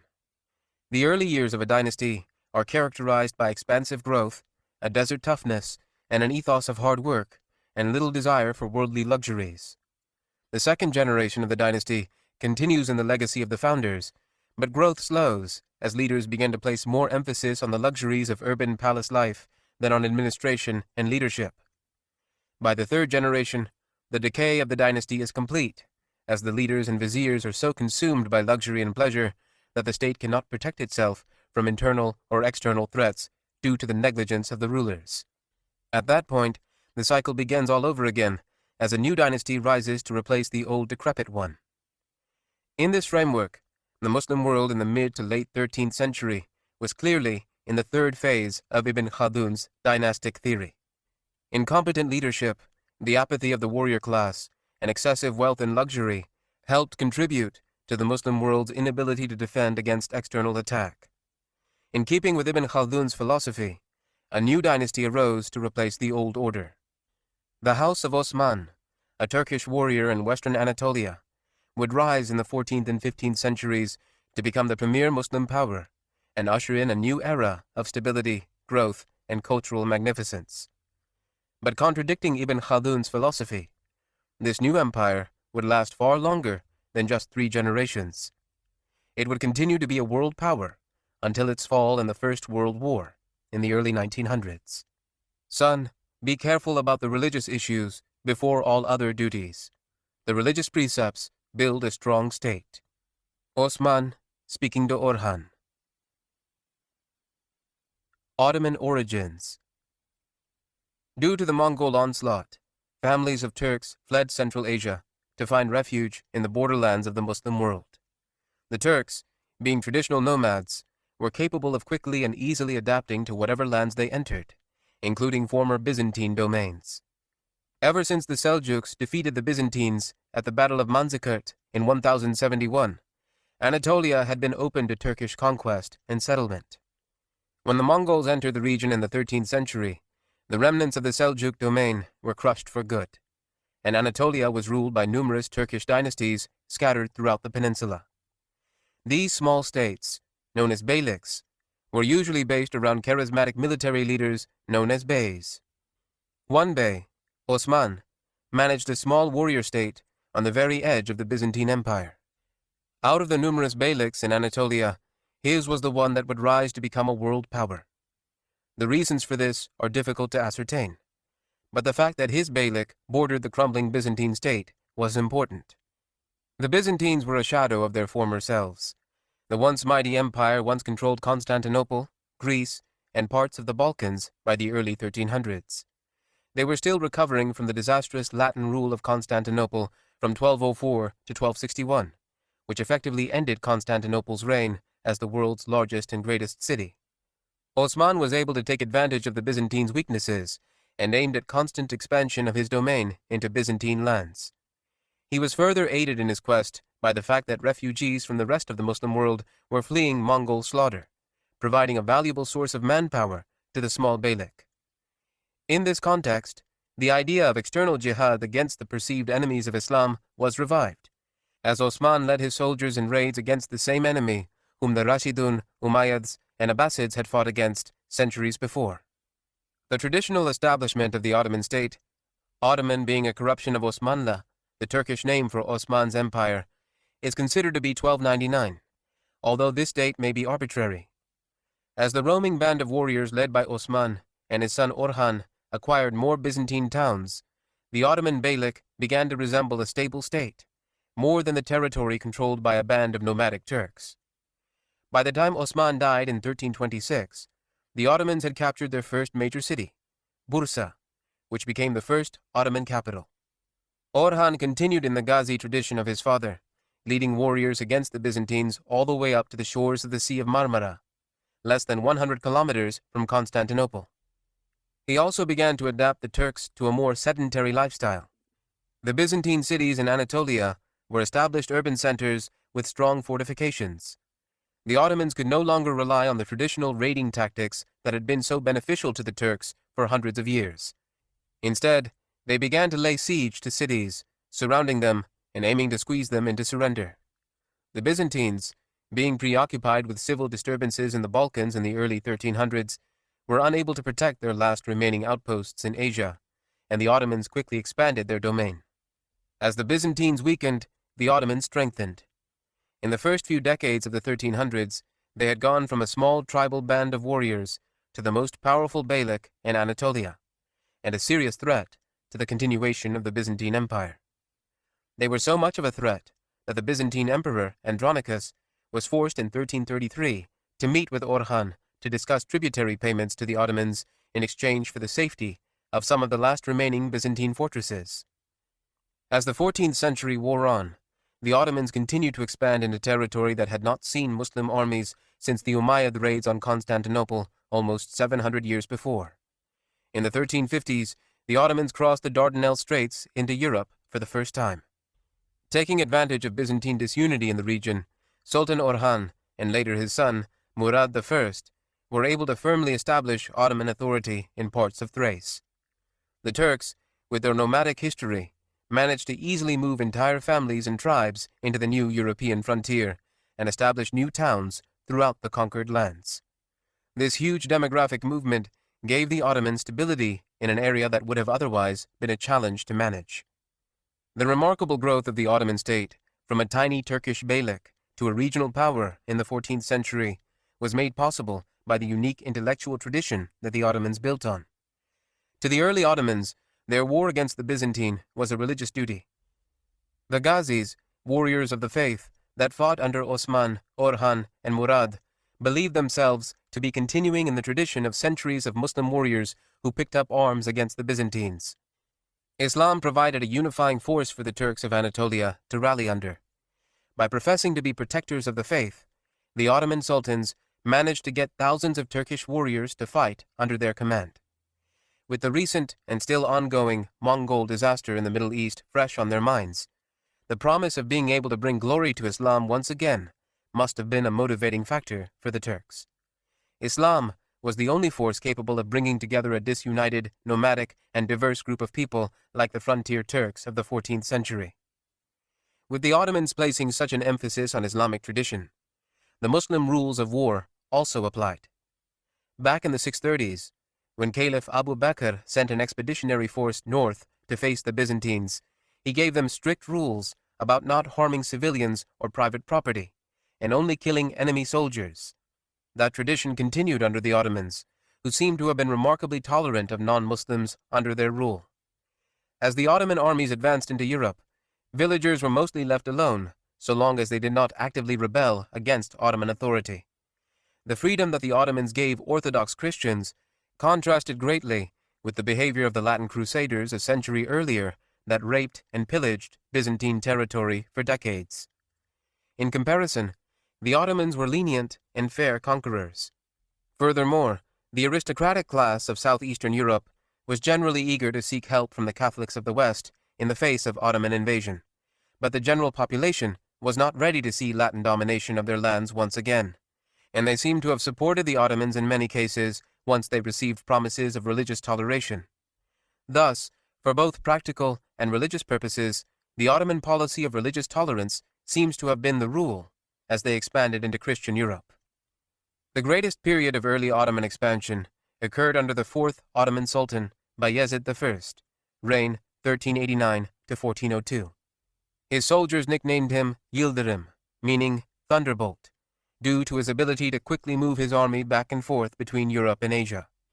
The yearly migration of his army meant that half the year was spent expanding the empire into Christian Europe, while the other half was spent in Asia fighting against rival Turks and the partially Islamized Mongols.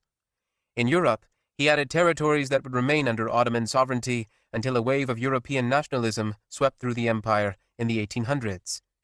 He conquered Serbia, Bulgaria, and Greece, and was the first Ottoman to cross the river Danube into Wallachia. Constantinople itself was besieged by the thunderbolt, although the Ottomans had neither the technology nor the numbers to bring that city to its knees yet. Even without that imperial city, the Ottomans were one of the most powerful empires in Europe and the Muslim world. That power attracted the attention of another Muslim ruler seeking to be the next great world conqueror. Timur, a Mongol ruler whose domain included Central Asia and Persia, sought to re-establish Mongol authority in Anatolia in the face of Ottoman expansion. Although Timur was a Muslim, his actions in war did not differ from his non-Muslim ancestors who had ravaged the region 100 years before. He wanted to bring back the Mongol Empire founded by Genghis, which meant the transcontinental Ottoman state would have to be eliminated. At the Battle of Ankara in 1402, the two great military leaders, Bayezid and Timur, squared off. The Ottomans, despite being reinforced by soldiers from the Christian vassal states of Europe, were decisively defeated. The great thunderbolt himself was captured in the battle and taken to Timur's capital at Samarkand. The Ottoman realm, meanwhile, was divided between Bayezid's 4 sons by the victorious Timur, who hoped they would fight each other enough to bring about the end of the Ottoman Empire. For the next 11 years, the Ottoman Empire was in a state of constant civil war. Bayezid's sons, Isa, Musa, Suleiman, and Mehmet, raised rival armies and met each other many times in battle in Europe and Asia, each seeking to become the sole inheritor of their father's empire. The Ottoman interregnum, as it is called, showcases one of the inherent problems in the dynasty. There never existed a formal succession procedure by which sultans can be chosen. The Ottomans seem to have believed that the most able son would always arise somehow to win the throne after his father's death. This would ensure that only the best of the dynasty would become sultans, leading to an eternally powerful state. In practice, however, what this tradition meant was civil war between brothers that commonly erupted after the death of a sultan. This would continue to be a problem until Sultan Ahmed I formulated an official succession policy in the 17th century. In the early 1400s, however, the sons had to fight to the death. By 1413, Mehmet emerged as the victor over his brothers and managed to reunite his father's lands under his control. How he was able to do this militarily is not as important as why the Ottoman Empire was capable of reconstituting itself after 11 years of civil war. The main reason was the institutions that the Ottomans established throughout their realm in the 14th century. Above all, the Ottoman emphasis on Islam as a unifying factor helped bring Turkish leaders back under Ottoman control when Mehmet won the civil war. As the protectors of Islam's frontiers, the Muslim population of Anatolia and the Balkans looked up to the Ottomans. The division of the empire among four sons meant that unity and strength in the face of Byzantine power was compromised.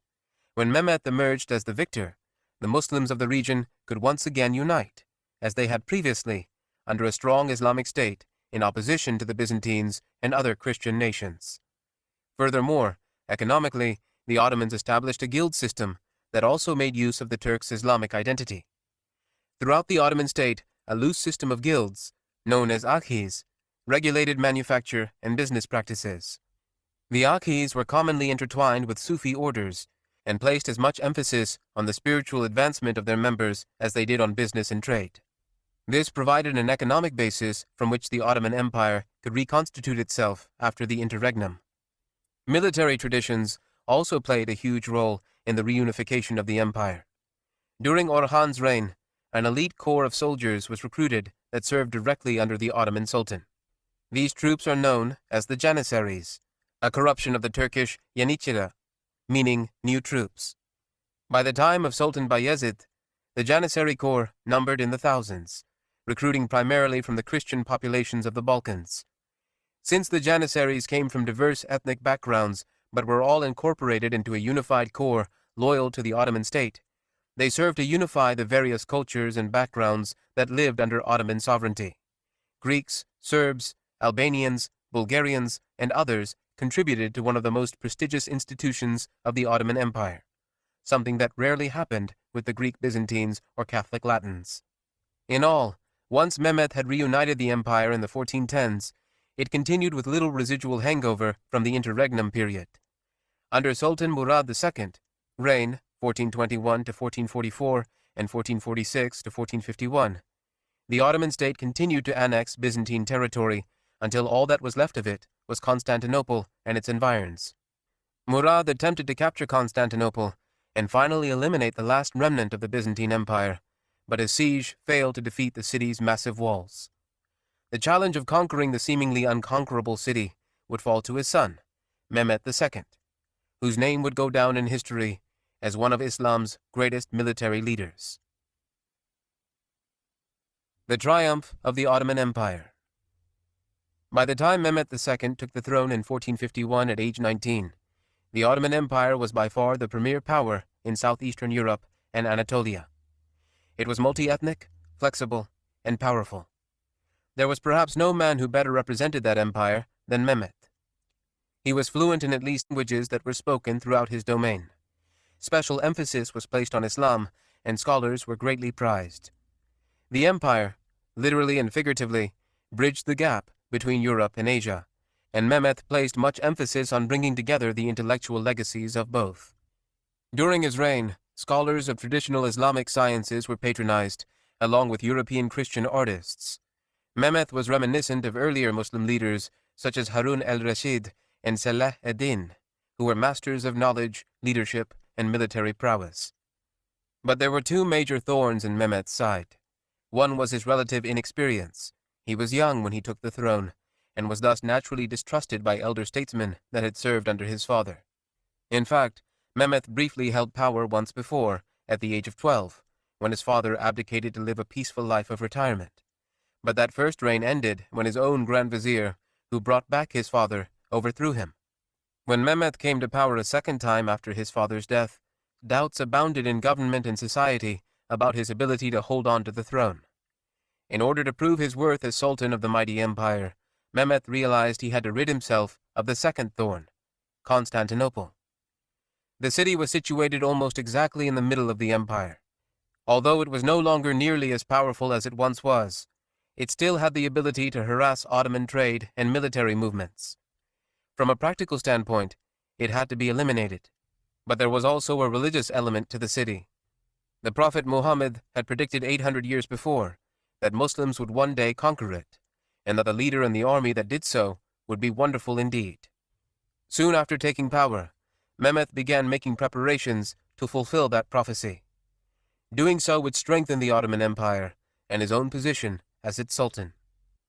Despite Constantinople's relative weakness, it was still a fortress that had never been breached. Its defenses were seemingly impenetrable. The city was surrounded on 3 sides by water. Its land side was defended by the enormous Theodosian walls, built in the 400s as a set of 2 walls that were as high as 12 meters and as thick as 6 meters.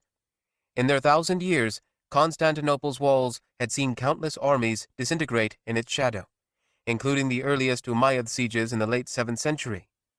More recent attempts by Bayezid I and Murad II also ended in failure.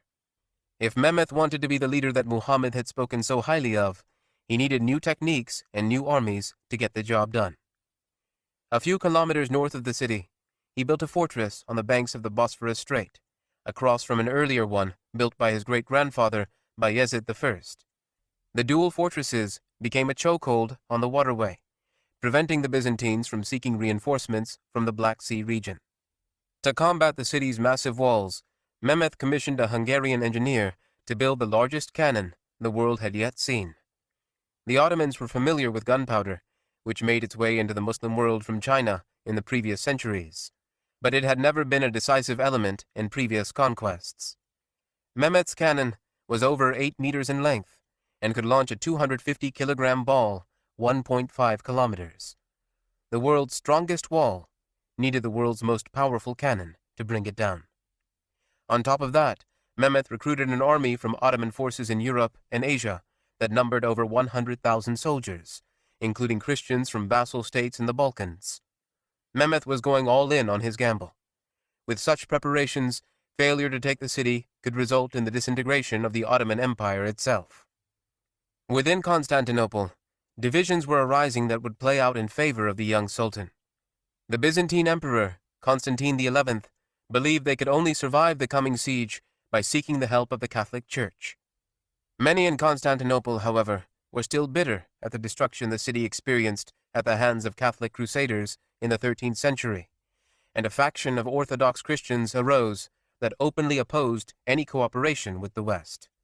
Despite the contingents of Italian soldiers that made their way to Constantinople to aid in its defense, the inherent disunity in the city would prove to be one of the reasons for its eventual downfall. In April of 1453, Mehmet's army arrived at the walls of the legendary city. The few thousand defenders of the city managed to put up a valiant defense from behind the massive fortifications. But in the end, the constant bombardment, repeated attempts at going over or through the walls, and an ingenious strategy that involved carrying 70 Ottoman ships over 2 kilometers of land and into the city's harbor, all led to eventual capture. On the 29th of May, 1453, a Muslim army finally conquered the legendary city. Mehmet, thereafter known as the Conqueror, made the city his capital. The Ottoman Empire no longer had a thorn in its side, and Mehmet's fame spread throughout the Muslim world as the powerful ruler of an upstart empire that finally fulfilled the 800-year-old prophecy. At this point, there was no doubting the Ottoman Empire's position atop the Muslim world. After the destruction of Baghdad 195 years earlier, which plunged the Muslim world into its deepest lows in history, Muslims had risen again to expand their borders and reach into new frontiers. The Ottoman conquest of Constantinople was more than a military victory over an old enemy. It also symbolized the resurgence of the Muslim world as an imperial and multicultural force. It had been centuries since the conquests of the Rashidun and the Umayyads opened up new lands to Islam. In those early years, as Muslims conquered ancient cities such as Damascus, Ctesiphon, and Toledo, they created a new amalgamated culture, which brought together Islam and local traditions. The Ottomans in Constantinople, which became popularly known as Istanbul, brought that practice back. In the new Ottoman capital, the cultural traditions of the Byzantines, Romans, and Greeks found new life in an Islamic context. A prime example of these cultures mixing remains visible today in Istanbul's skyline.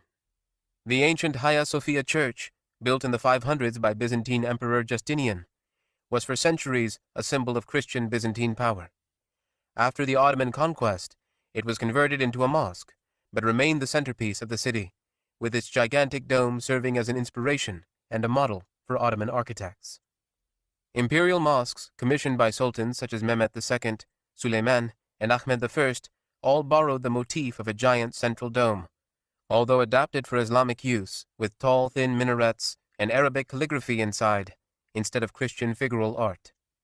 Like in earlier Islamic history, conquest did not mean the replacement of one civilization with another, but the creation of a new one, based on the cultures of both. Although he took Constantinople by force, Mehmet did not impose Islam on the city's inhabitants. They were free to continue to practice religion as they did before the conquest. The Ottoman Golden Age. The conqueror continued to expand the Ottoman realm militarily. Soon, the Ottoman flag flew over more territories in Serbia, Bosnia, Moldova, and Albania. In his last years, an expeditionary force was sent to Italy, with the aim of taking Rome itself, although this plan was aborted upon news of his death in 1481. Military and economic expansion continued under his successors, Sultans Bayezid II and Selim I. During the brief 8-year reign of Selim, from 1512 to 1520, the Ottomans defeated the new Safavid dynasty of Persia and annexed the entire Mamluk Sultanate of Egypt. The traditional heartland of the Muslim world, including Syria, Egypt, and the Holy Cities, came under Ottoman control. As such, the dynasty took on an increasingly religious role. Protection of Mecca, Medina, and Jerusalem fell to the Ottoman sultans.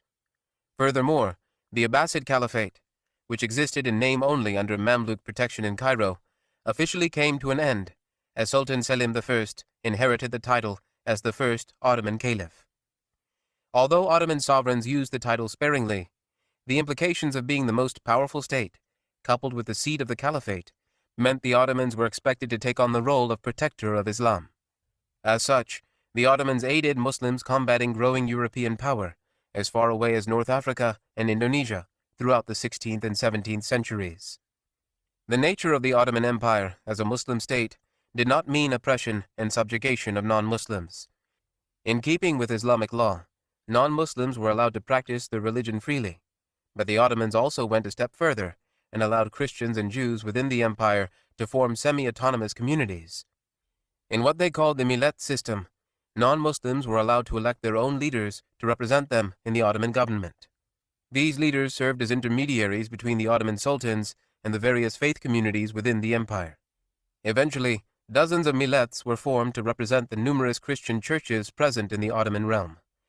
For an empire that had a non-Muslim majority, including and integrating that population was of the utmost importance. Unlike many other European empires of the time, ethnic and religious homogeneity within its borders was not a prerequisite for stability and power. In fact, part of what made the empire so great was its ability to host various peoples and benefit from what each could provide for the empire.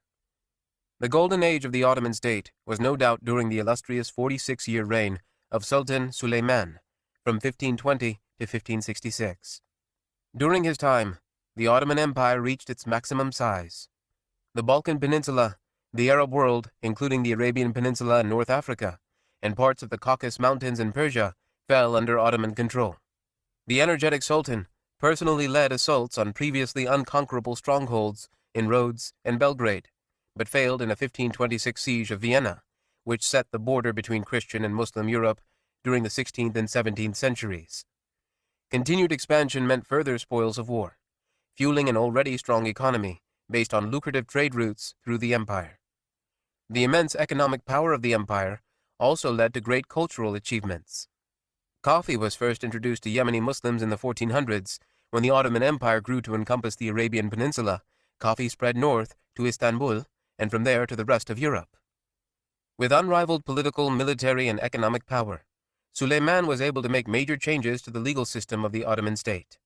With his Grand Mufti, Ebu Suud Effendi, the highest legal official in the empire, he rewrote the entire law book of the empire. As in almost all previous Muslim states, the highest set of laws remained the unchanging Sharia, the Islamic laws based on the Quran and Hadith. But the empire's secular laws, instituted by previous sultans, had to be examined to make sure they did not conflict with each other or with the Sharia. Outdated and contradictory or un-Islamic laws were eliminated. The result was a streamlined and straightforward legal code that would serve the Ottoman Empire for hundreds of years. For this, his subjects affectionately knew him as Kanuni, the lawgiver. As part of his administrative reforms, Suleiman lowered taxes on peasants in his empire. This led to immigration of Christian peasants who left the rest of Europe to live and work in the Ottoman Empire. When Suleiman died in 1566, power went to Selim II. Unlike the first Selim, Suleiman's favorite son was not nearly as effective as an administrator or military leader. An ill-advised invasion of Cyprus in 1571 prompted a united Christian front against the Ottoman Empire. At the Battle of Lepanto in that same year, Christian Europe finally won a decisive victory over the Turks, and Ottoman naval supremacy in the Mediterranean was forever gone. But the Ottoman Empire was not a feeble house of cards in mortal danger after a single loss. It remained a major European power for hundreds of years after Selim's reign. However, the age of Ottoman conquests was over by the late 16th century. Europe was finally catching up with the Muslim world, both technologically and socially, just as the Ottomans were learning what the limits of their military and political power were. It would take another few centuries before the balance of power would fully shift, but the long, slow decline of the Ottoman state had begun. The Safavids. Soon after the meteoric rise of the Ottoman state in the 15th century, a new empire formed in the east as a rival to the Turks. The Safavid Empire's origins are similar to the Ottomans in many ways, but the worldview it espoused and its religious structure were fundamentally different. The conflict between the two great empires in the 16th through 18th centuries helped define the Middle East's religious makeup for centuries, the results of which are still visible today. After the decline and fall of Timur's empire in the 1400s, Persia entered a period of political anarchy. No one group was able to exercise control over the entire region, and various petty principalities appeared, seemingly always in conflict with each other. With no central authority, diverse and sometimes unorthodox ideas were free to flourish.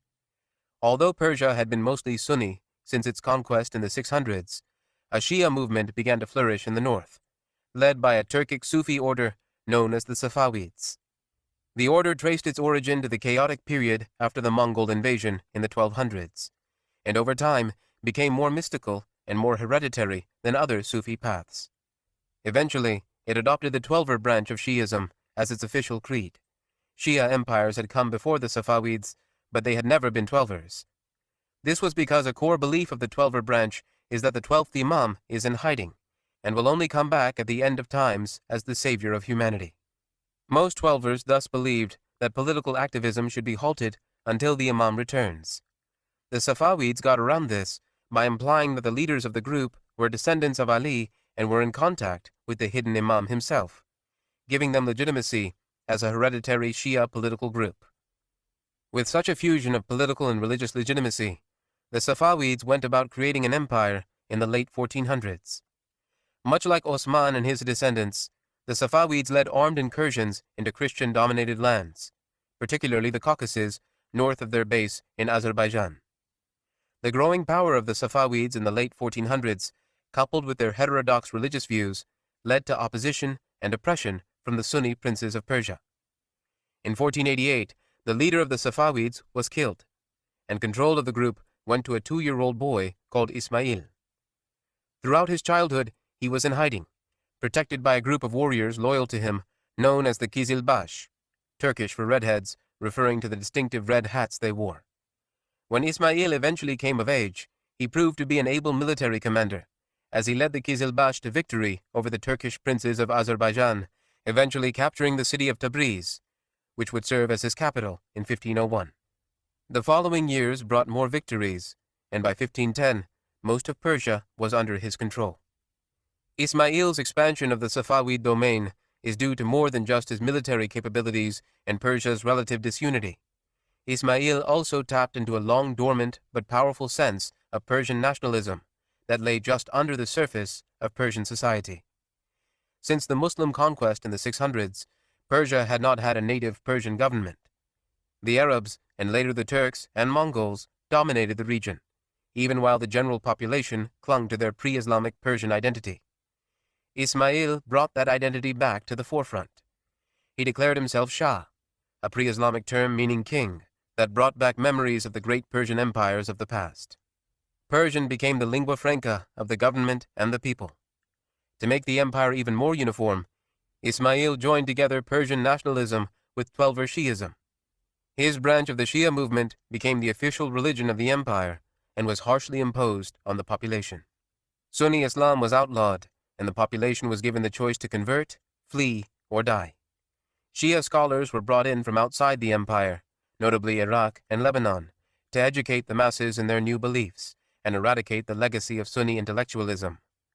The land of great Sunni scholars such as Abu Hanifa, Ibn Sina, and al-Bukhari quickly became the center of the Shia movement.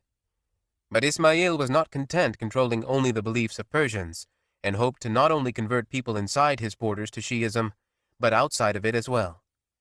Missionaries were sent into Anatolia to encourage the people to adopt Shi'ism and rise up against the Sunni Ottomans. Unluckily for Ismail, the Ottoman Sultan in power during the 1510s when this missionary work was going on was Selim I, whose nickname, Yavuz, meant grim. Needless to say, Yavuz Selim was not one to sit idly by as outsiders interfered in his empire, especially when they promoted an unorthodox version of Islam. In 1514, Selim invaded the Safavid domain, seeking to crush Ismail and his army. The two sides met at Chaldiran, near the capital, Tabriz. In a fight that pitted Ottoman cannons and guns against Safavid religious fervor, the Ottomans came out on top. Ismail fled, with his supernatural aura forever tainted. He supposedly lived the rest of his life in depression and alcoholism, never having gotten over his defeat at the hands of the powerful Sunni empire. His empire remained intact, though. Selim was unable to annex Safavid territory, and the battle served more to formalize the border between the Sunni Ottomans and the Shia Safavids than to end the dynasty. That border remained generally unchanged through the centuries and lives on today as the border between Sunni Turkey and Shia Iran. The empire of Ismail reached its zenith under his great-grandson Shah Abbas I, who ruled from 1587 to 1629. When the border with the Ottomans became more concrete and warfare less common, the Safavids were able to focus more on a real revival of Persian culture. Painting human figures, which was generally discouraged by Sunni scholars, flourished in Safavid Persia. The Persian miniature became the dominant form of artistic expression and heavily influenced art in neighboring Muslim states as well.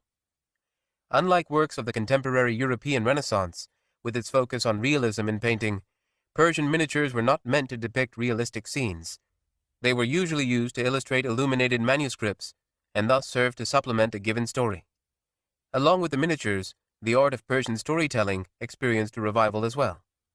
The old pre-Islamic epics found new life alongside newer works telling the story of the Persian people. The Shahnameh, a 9th century epic poem telling the history of pre-Islamic Persia, achieved special notoriety as it encouraged people under Safavid control to embrace their Persian culture and history. The greatest testament to Safavid power and culture came in the form of Persian architecture and urban planning. As early as the 11th century, windmills in Persia were used to pump water for irrigation. In Isfahan, Shah Abbas I's capital, elaborate public buildings and mosques were constructed. Supplemented by vast open gardens and complex geometric mosaics and calligraphy, the structures in the imperial city stand as a testament to the wealth and power of 17th century Safavid Iran. Safavid architecture of the era was so enchanting that a common phrase developed to spur on the city's fame. Isfahan is half the world. The Mughals. The third great Muslim gunpowder empire came about in the east, in India. Here, the Delhi Sultanate had ruled over the northern part of the Indian subcontinent since the early 1200s. The fusion of Arab, Persian, and Turkic cultures with native Indian cultures slowly forged a new and unique Indian Muslim civilization. By the early 1500s, Muslim political power in India was waning, but enough of the population had become Muslim and accustomed to Muslim culture that a new Muslim dynasty would be able to easily take hold in the subcontinent. The Mughal Empire was founded by a Turkic conqueror from Central Asia, Babur, 1483 to 1530. He claimed to be a direct descendant of Genghis Khan and Timur, and believed that his genealogy was a sign that he too would lead a great empire. However, his early years as ruler of his father's small state in modern-day Uzbekistan proved to be relatively unsuccessful. He lost control of the major city of Samarkand, along with his ancestral homeland in the Fergana Valley, and was forced into exile with a small band of followers. He eventually established himself as the ruler of the city of Kabul, in the Afghan highlands, by taking advantage of disunity and anarchy in the region. From this base, he attempted on many occasions to conquer his homeland in Central Asia, at times with Safavid help, but was ultimately unsuccessful. Instead, he turned his attention across the Hindu Kush mountains and into India. In 1524, he attacked the Delhi Sultanate, at the time under the control of the Lodi dynasty. At the Battle of Panipat in 1526, Babur decisively defeated India's lone Muslim state and enthroned himself in Delhi. As the 16th century wore on, the Mughal Empire extended its reach over most of the Indian subcontinent. In many cases, local rulers were left in place in return for nominal loyalty to the Mughals. In a land as diverse and disjointed as India, such a political arrangement was necessary to the stability of the imperial state. Unlike his ancestor Timur, who raided into India but never established a lasting empire, Babur's state in the subcontinent would last for centuries. It was called the Mughal Empire, a reference to Babur's supposed Mongol heritage, but Mongol culture and tradition played a relatively small role. Instead, the Mughal Empire served as a fusion point for Arabs, Turks, Persians, and Indians. Much like the contemporary Ottoman Empire, the Mughal Empire brought together diverse peoples and traditions. It was not uncommon for a Hindu in the Mughal Empire to read and write in Persian, the literary language of much of the Muslim world, or for a Persian Muslim architect to be inspired by local Indian Hindu buildings.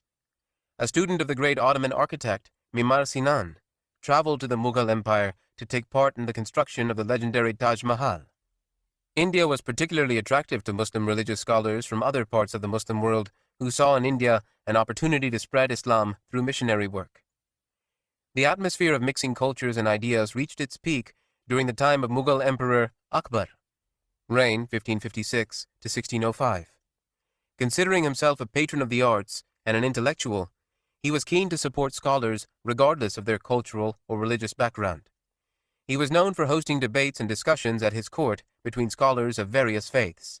Hindus, Buddhists, Christians, and Jews were all invited to discuss their varying concepts of God and religion with Muslim scholars.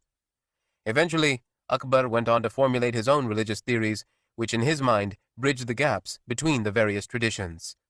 He called his new religion Din-e-Ilahi, meaning religion of God. Monotheistic Islam and polytheistic Hinduism are not naturally compatible theologies. As a result, Akbar's religion tended to focus on personal behavior rather than divinity. Traditional Muslim scholars were scandalized by Akbar's actions, declaring them blasphemy and beyond the borders of Islam. In the end, Din-e-Ilahi was never particularly popular. Adherents seem to have followed it simply to gain favor with the emperor, and the new religion did not last after Akbar. Its short-lived existence testifies to the high level of cultural, social, and even religious mixing present in a diverse Mughal India. Urdu, a language common among India's Muslims, exhibits Arabic, Persian, Turkic, and Indian influences. Its name derives from the Turkic word ordu, meaning army, since it was at the Turkic army camps that these four languages intermingled. The succeeding emperors charted a path back to traditional Islam.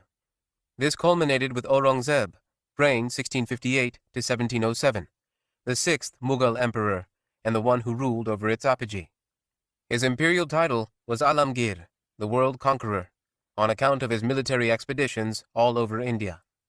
His 49-year reign can be characterized by the increasing military activities of the Mughal Empire and his personal piety and sponsorship of Islamic knowledge.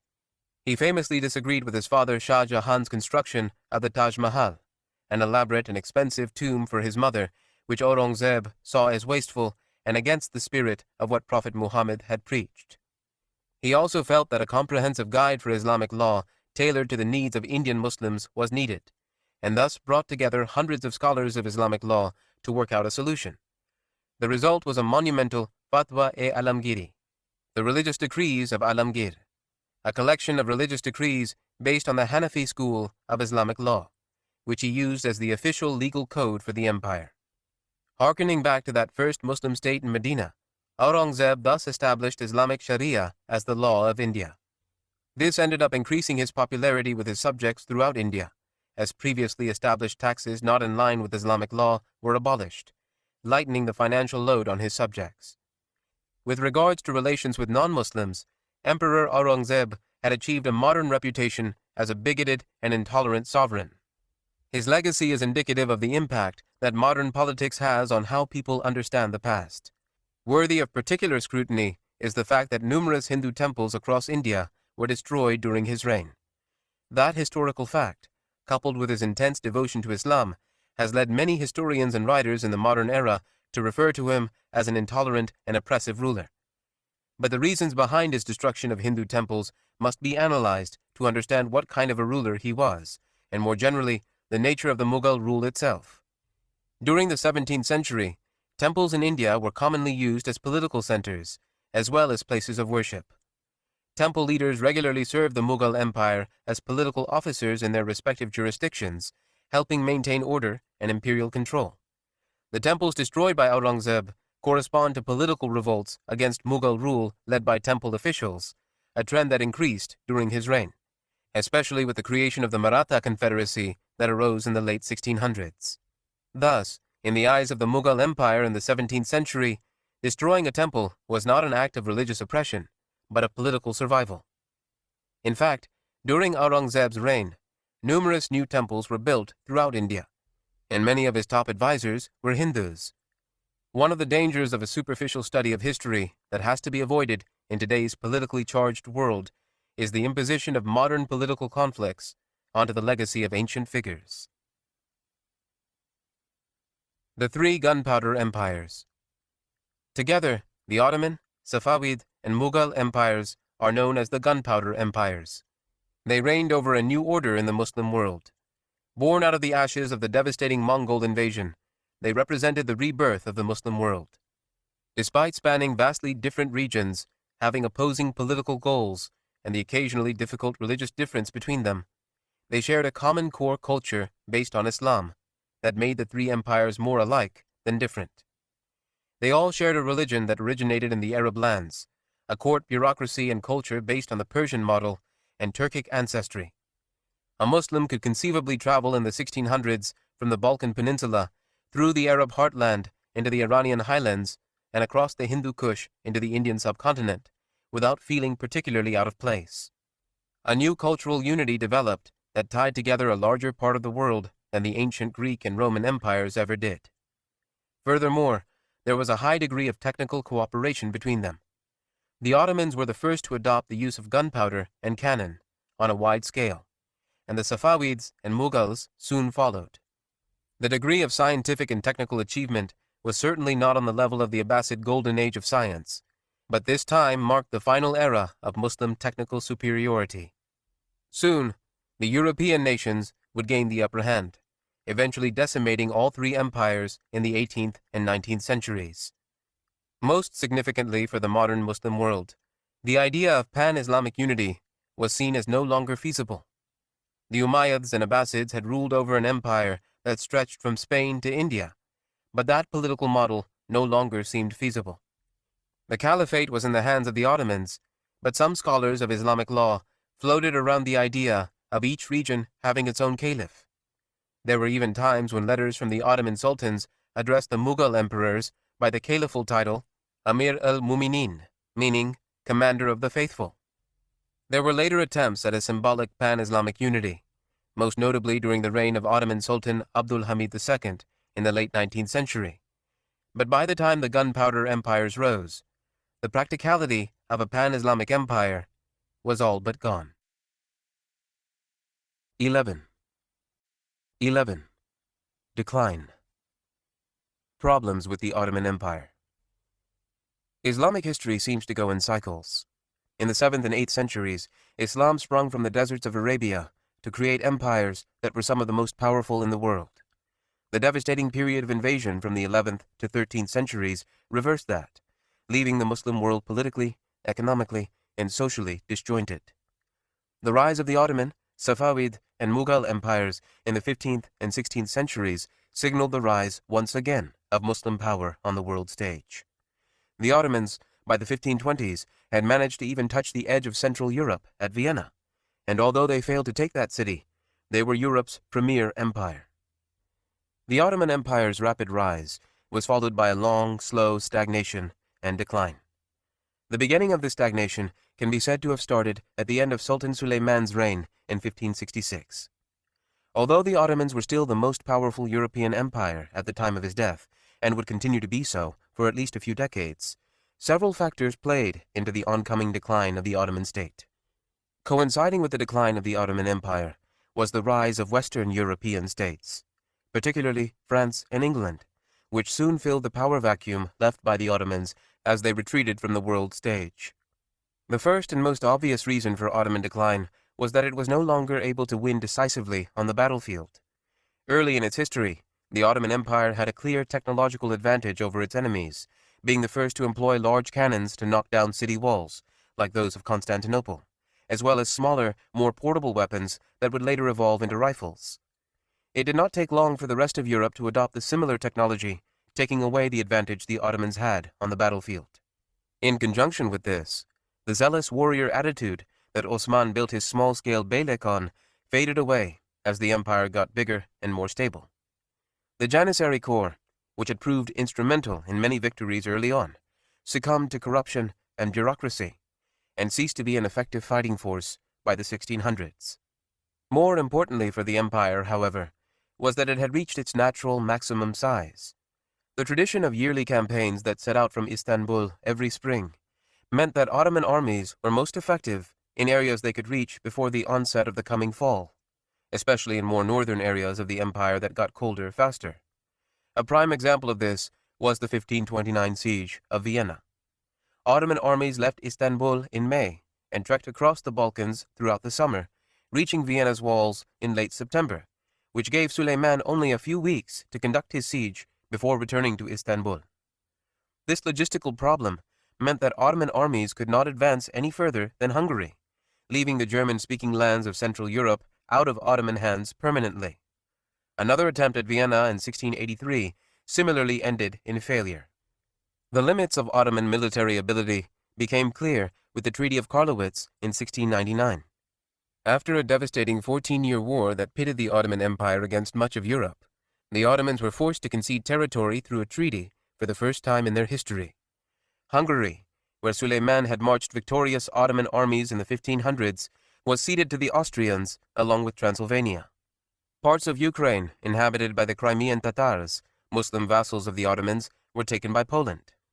Even the city-state of Venice made gains, acquiring Ottoman lands in southern Greece and along the Adriatic coast in the Balkans. Most significantly for later Ottoman history, the Ottoman Sultan was forced by the treaty to recognize and protect Christians in the empire. The Ottomans had already been doing so in accordance with Islamic law and the millet system. What was important about this stipulation was that the protection of Christians was being forced upon the empire by outside powers. During the 1700s and 1800s, European nations would use this same concept to further disintegrate the Ottoman realm as it tumbled towards its final dissolution. The inability of the Ottomans to succeed militarily had huge ramifications for other aspects of the empire. At its core, the Ottoman Empire was a military state. Conquest brought in more wealth, people, and territory that would strengthen the empire and help it launch further military campaigns. During the unrestrained growth of the empire from 1300 to the mid-1500s, the militaristic nature of the Ottoman state paid huge dividends economically and socially, creating a pan-ethnic empire that benefited from huge spoils of war. With the end of conquest, the Ottoman government would have to find new foundations on which to build the Ottoman economy.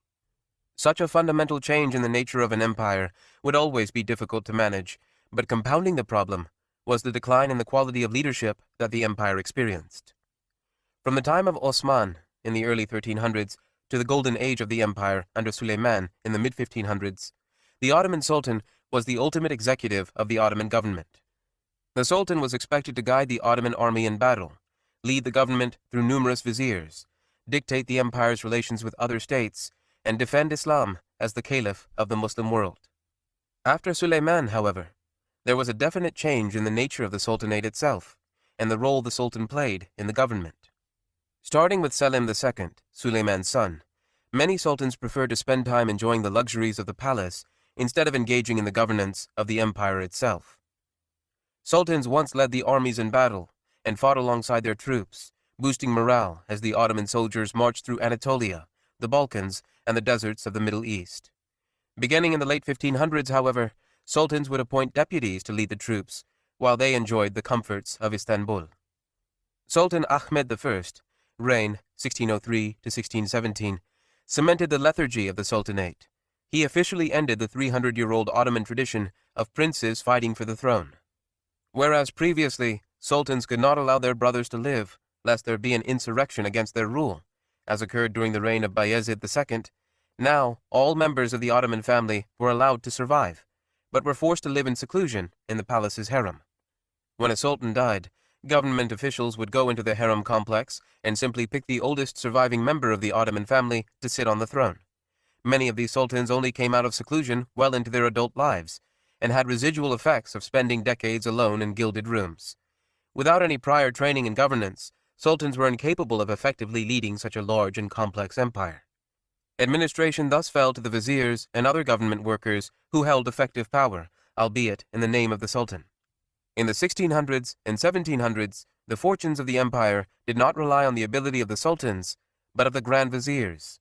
Ahmed I's intention may have been to protect the dynasty from costly civil wars, but the results of his reform effectively prevented the Ottoman dynasty from producing any capable or effective sultans during the 1600s and 1700s.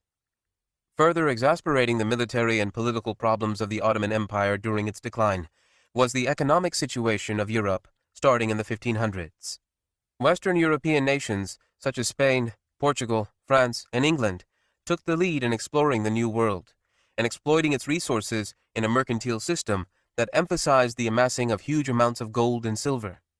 The mines of Central and South America in particular provided shiploads of silver that made its way into European markets through Spain.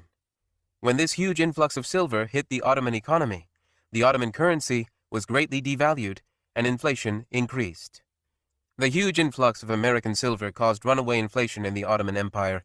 In 1580, one gold coin could be bought for 60 silver ones. 10 years later, in 1590, it would take 120 silver coins to buy one gold. In 1640, it took 250 silver coins. The Ottoman economy was thus hit on two fronts.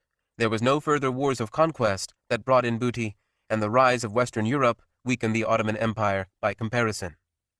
Intellectually, the empire stagnated in the 1600s and 1700s after centuries of Muslim advances in science. While Europe struggled through the Dark Ages, Ottoman scholars exhibited a certain amount of disdain for European intellectual progress. They could hardly be blamed for this, as Europe struggled to produce scientific or intellectual capital since the fall of the Roman Empire. The reality was that in the 1600s, the Dark Ages were over. The Renaissance and subsequent Enlightenment ushered in a new era of European intellectualism, which was ironically spurred by the translation of centuries-old Muslim works in major European cities. Most Ottoman scholars failed to recognize this shift, and European advances were disregarded as heathen innovations. Earlier in its history, the Ottoman Empire had sought to bridge the intellectual gap between Christian Europe and the Muslim world. European painters, scholars, and linguists could be found in the court of Mehmet II. But by the time Europe began to take a dominant role in world politics, the Ottoman Empire's mistrust of its Christian neighbors led to an anti-intellectualism that prevented its continued growth. Despite all these factors working against the Ottoman Empire, it remained one of the premier empires in Europe and the Middle East in the 1600s and 1700s. The incredible growth of the empire in its first 300 years was so great that the military, economic, political, and intellectual challenges it faced in its stagnation could not completely undo what had brought the Ottomans to such dizzying heights. The fundamental nature of the empire had to change and adapt to new geopolitical realities. Most important was the relationship between the Ottoman state and the rest of Europe. Viziers were pragmatic enough to recognize that unending conflict with their Western neighbors would end in disaster. The antagonistic relationship between the Ottomans and the rest of Europe thus began to fade, as Ottoman viziers recognized the era of expansion was over by the 1600s. Nowhere was this clearer than during the Tulip period that lasted from 1718 to 1730. During this time, the Grand Vizier of the Ottoman Empire, Nevşehir Damat Ibrahim Pasha, charted a new course with Europe that was characterized by trade relations and cultural borrowing. European artistic styles, particularly Baroque, were adopted by the Ottomans and fused with traditional Islamic styles to create a new, distinctive look. Tulips, popular in the early 18th century in Western Europe, featured strongly in the art of this period. Despite the cultural flourishing of the Tulip period, a more significant trend began to emerge in the relationship between the Ottoman Empire and Western Europe.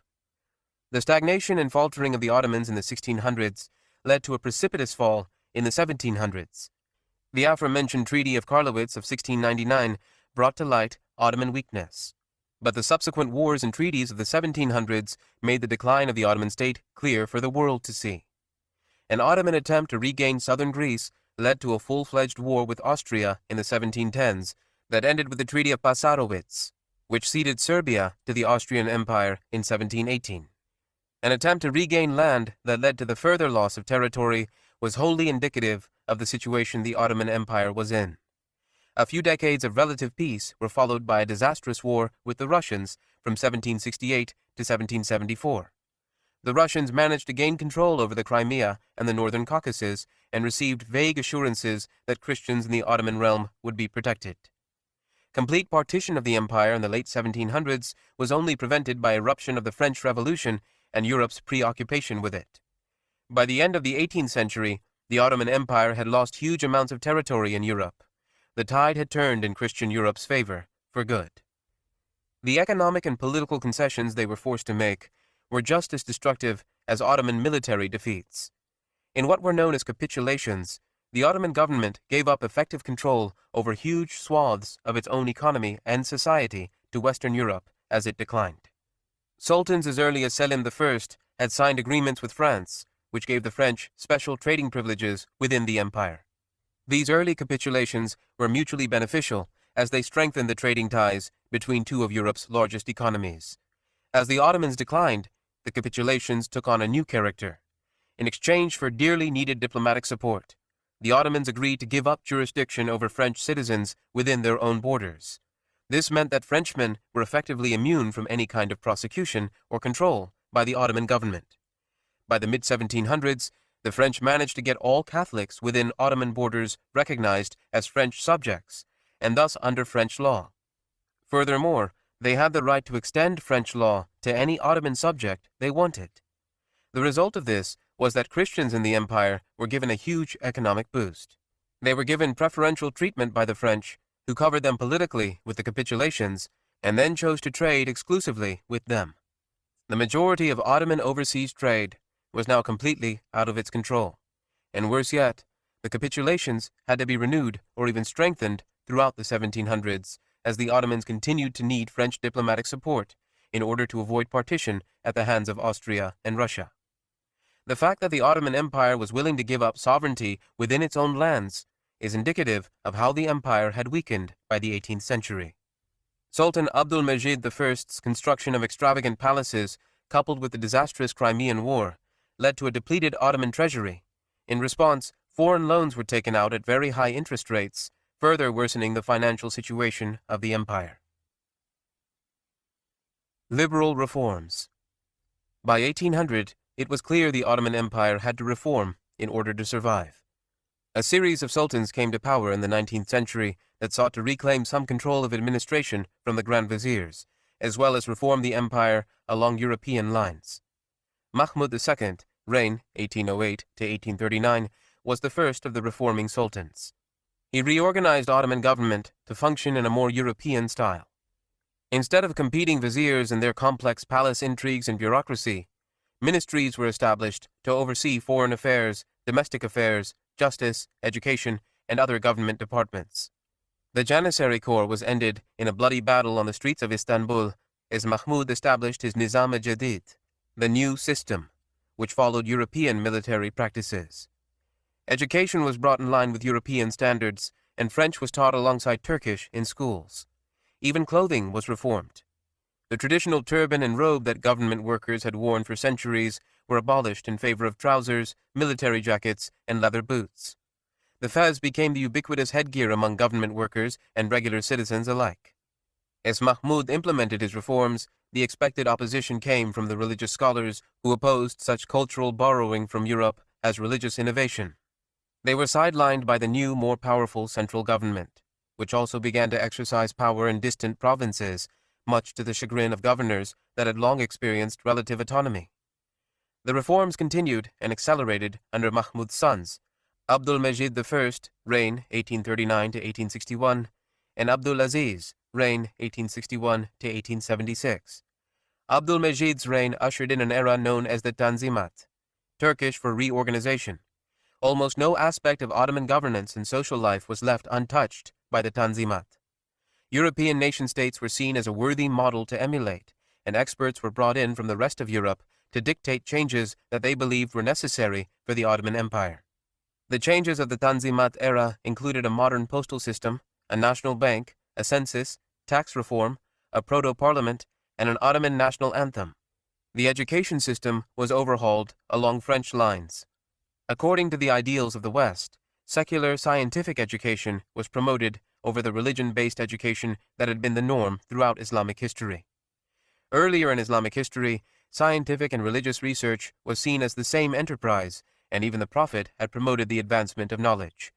But with the imposition of French secular attitudes, scientific and religious knowledge were separated, with science considered more valuable.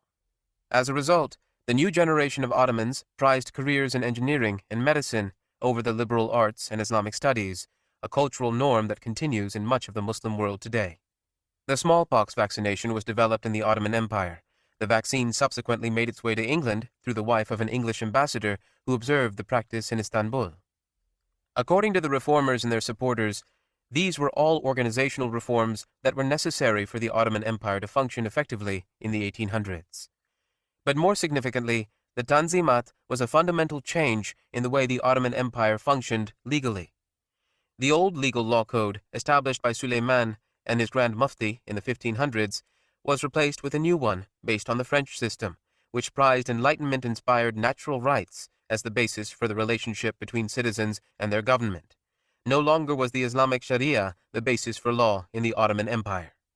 This infusion of secularism into the Ottoman state was met with opposition from more conservative elements. Since their earliest days, the Ottomans had prided themselves on being representatives and protectors of Islam. Osman managed to become a popular Ghazi by leading the Islamic charge against the Christian Byzantine Empire. Mehmet II fulfilled the Prophet's prediction of an Islamized Constantinople. Selim I had brought the Caliphate to Istanbul. Now the empire was shedding away that Islamic tradition in favor of a liberal, secular, Western approach that it borrowed from Europe. Throughout Islamic history, empires had based their rule on the Islamic Sharia. Whether or not they actually followed it was a separate issue, but never before had a Muslim empire nominally recognized secularism as legitimate policy. According to the Sultan and his advisors, the reality of the times dictated it, and change was necessary in order to appease Christian Europe. Along with the rise of secular thought that came with the Enlightenment, nationalism became a powerful intellectual force in the 19th century. Europeans across the continent began to shun the idea of traditional pan-ethnic empires in favor of nation-states that were dominated by ethnic or linguistic groups. For the Ottoman Empire, with its Turks, Arabs, Kurds, Armenians, Jews, Serbs, Bosnians, Greeks, and multitude of other ethnicities, the concept of nationalism was problematic. When the Greeks managed to become independent of the Ottomans, with help from the rest of Christian Europe, in 1830, the threat of nationalism became real. Other ethnic groups within the empire could similarly seek independence, leading to the complete dismantling of the empire itself. To combat nationalism, new concepts of identity and belonging had to evolve within the borders of the Ottoman Empire. Some officials, particularly ones educated in Western Europe and influenced by nationalism, attempted to bind all Ottoman citizens around the idea of Ottomanism. Under this idea, all Ottoman citizens, regardless of religious or ethnic affiliation, were considered equal. The Tanzimat era's legal reforms had already guaranteed that, but now all ethnic and religious groups of the empire were encouraged to identify as Ottomans above anything else. In reality, however, Ottomanism failed to unite the empire's people around one identity. Capitulation to European states still meant that Christians had a huge economic advantage that most Muslims did not have. Now Muslims did not have any kind of legal or social advantages either. Tensions between Muslims and Christians rose throughout the empire as Muslims realized they were falling behind as Christians were becoming more powerful and influential. In the end, this attempt at uniting all Ottomans as one people only served to increase tension and agitation between religious and ethnic groups. The Tanzimat era lasted until 1876. The reforms of the period failed to slow the decline of the Ottoman state. Ottoman finances were still in disarray. Uprisings among the many ethnic groups of the Balkans became more and more frequent. Ottomanism and reorganization of the provinces failed to quell nationalistic feeling. Meanwhile, Western European powers continued to grow in power and influence as a new era of imperialism and colonialism commenced. Some Western-educated government officials, known as the Young Ottomans, believed the Tanzimat failed because they were not liberal enough. They encouraged more European secularism and further limiting of the Sultan's power. This powerful faction deposed Sultan Abdulaziz in 1876 and replaced him with his nephew, Murad V. The new Sultan was even more incompetent than his predecessor and had a nervous breakdown after just a few months in power. He was similarly removed and replaced by his brother Abdul Hamid II, reign 1876 to 1909. This shuffling of the Sultanate by the viziers was meant to bring forth leaders who would continue the liberal reforms of the Tanzimat era. Abdul Hamid II's reign, however, did not go according to plan. Pan-Islamism. Abdul Hamid was probably one of the most well-prepared sultans the Ottoman Empire had had in centuries. The system of royal imprisonment inaugurated by Ahmed I had faded by the 19th century, and as a prince, Abdul Hamid was able to travel Europe as part of diplomatic delegations and was reasonably well educated.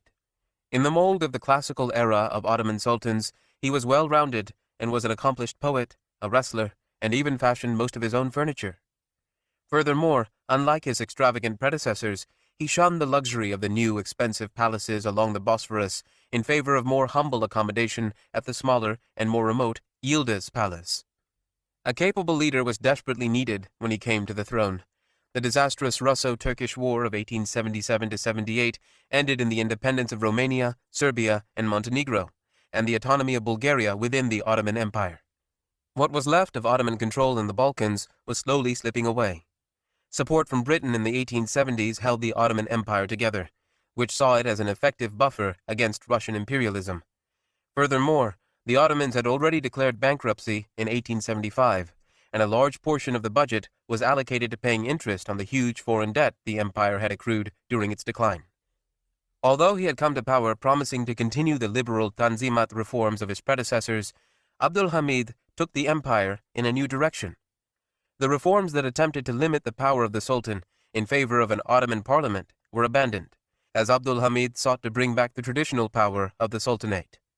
The constitution written and implemented by his liberal Grand Vizier at the beginning of his reign in 1876 was suspended indefinitely in 1878, ostensibly because of the war with Russia.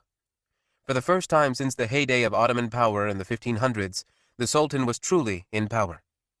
Along with the power of the Sultan, Abdul Hamid brought back another forgotten aspect of the Ottoman dynasty, the Caliphate.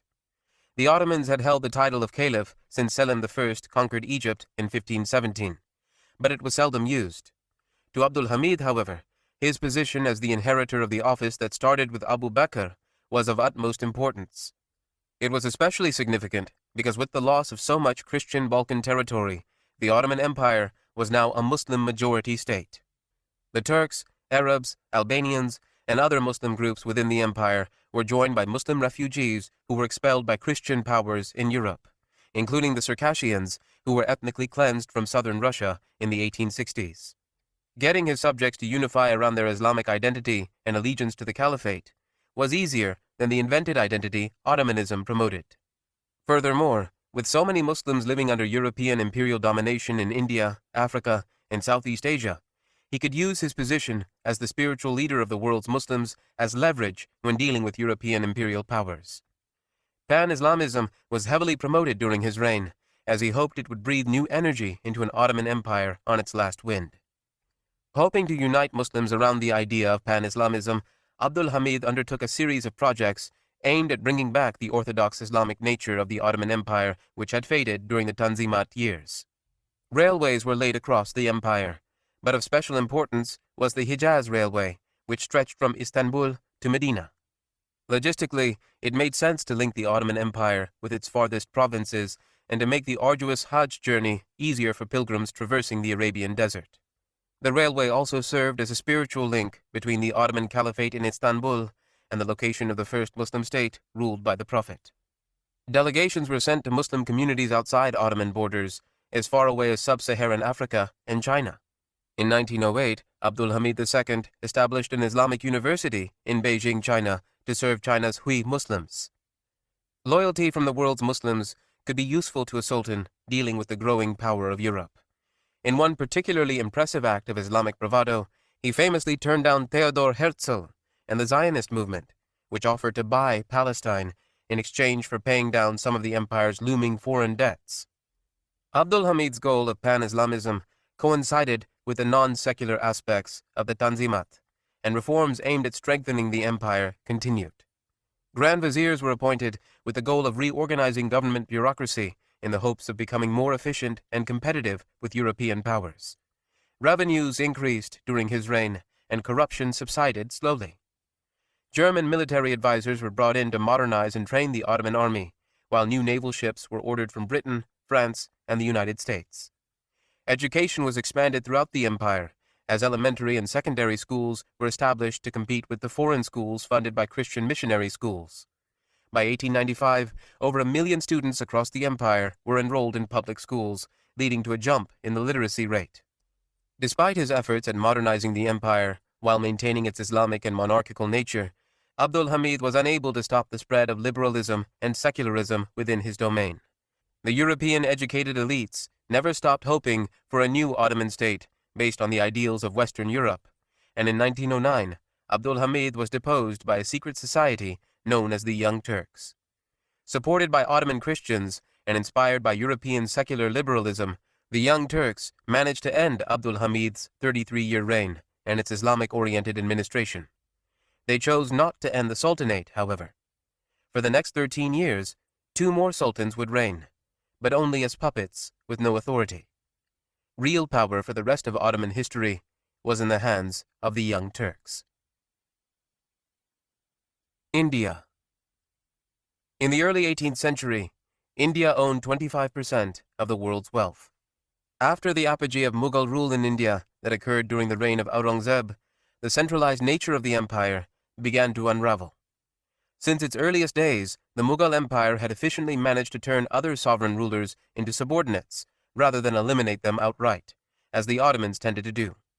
Even in its heyday, the Mughal Empire was an amalgamation of various kings and governors owing allegiance to the Mughal emperor. This allegiance began to wane in the years after Aurangzeb's death. The main reason for this was the destabilizing wars of succession that racked the empire. His son, Azam Shah, ruled for only 3 months before being killed by his half-brother, Bahadur Shah, in 1707, who in turn only ruled for 5 years before his own death. More ineffective leaders followed.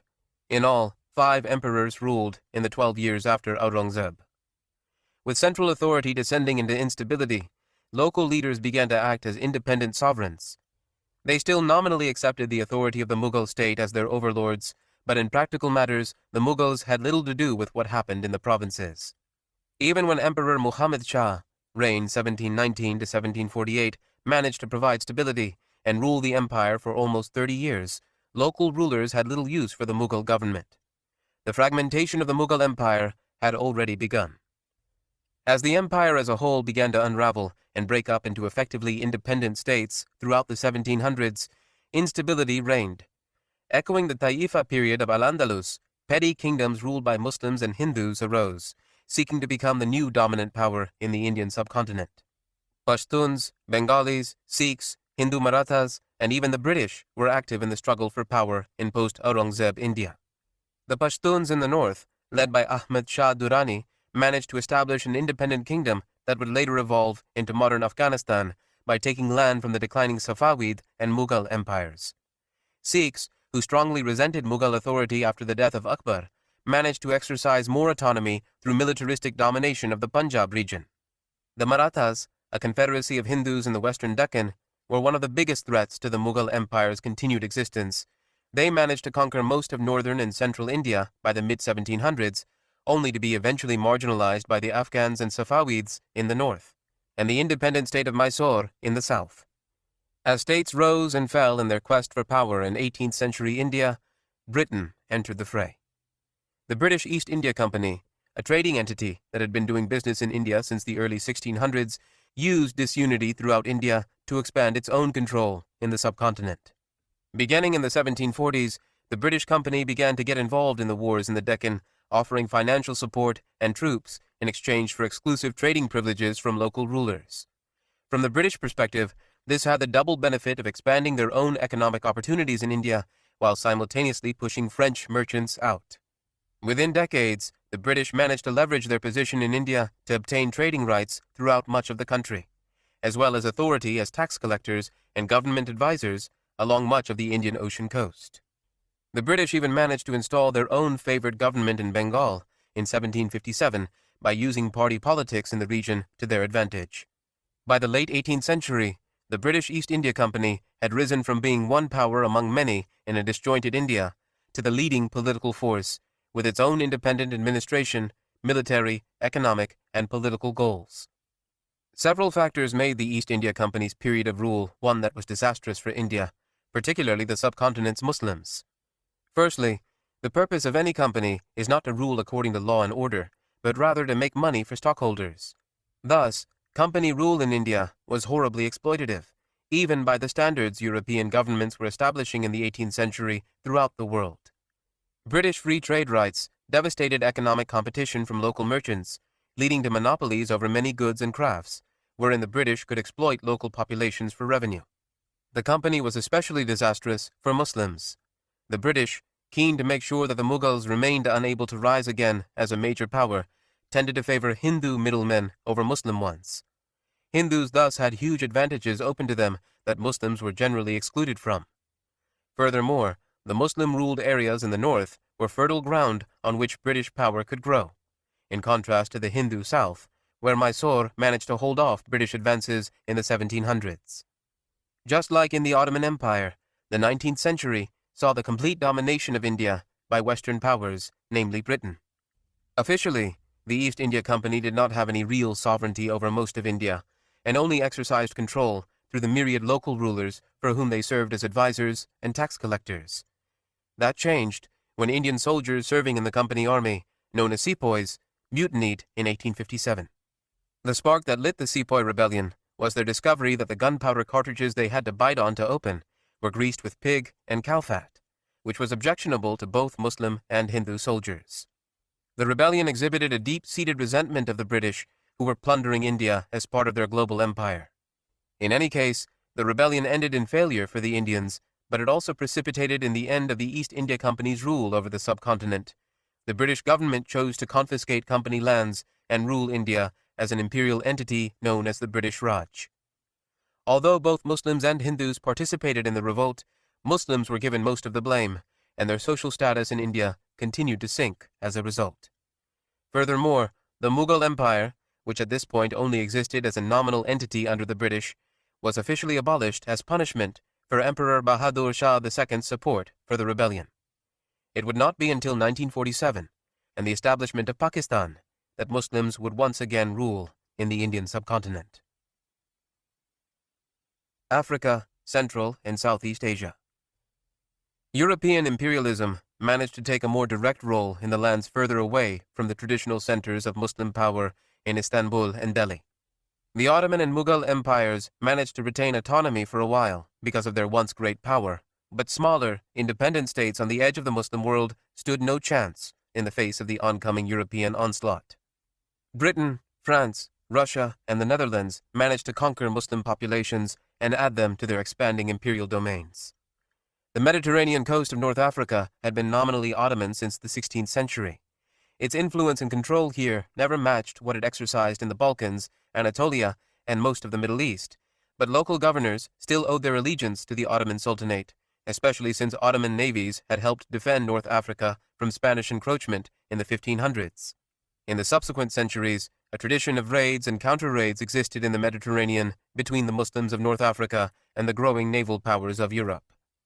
The Europeans viewed the North African raiders, based in port cities such as Algiers, Tunis, and Tripoli, as uncouth pirates who preyed on European shipping. The word barbarian even derives from the native people of North Africa, the Berbers, while the Muslim sailors viewed themselves as defenders of the Islamic domain and the Europeans as uncivilized warfolk. In any case, by the late 1700s, the tide had turned in Europe's favor. European navies, buoyed by their overseas empires, obtained the upper hand over the North Africans, who survived mostly on seizing European ships. Thus, Europeans were finally able to reach the mainland of North Africa, bombarding its major cities such as Algiers and Tripoli. Even the newly established United States of America got in on the action, attacking Tripoli in 1805. It did not take long for North Africa to fall to its perennial enemies. The French attacked Algiers and its surrounding territory in 1830, carving out the colony of French Algeria. Unlike other French overseas territories, Algeria was a short hop across the Mediterranean Sea.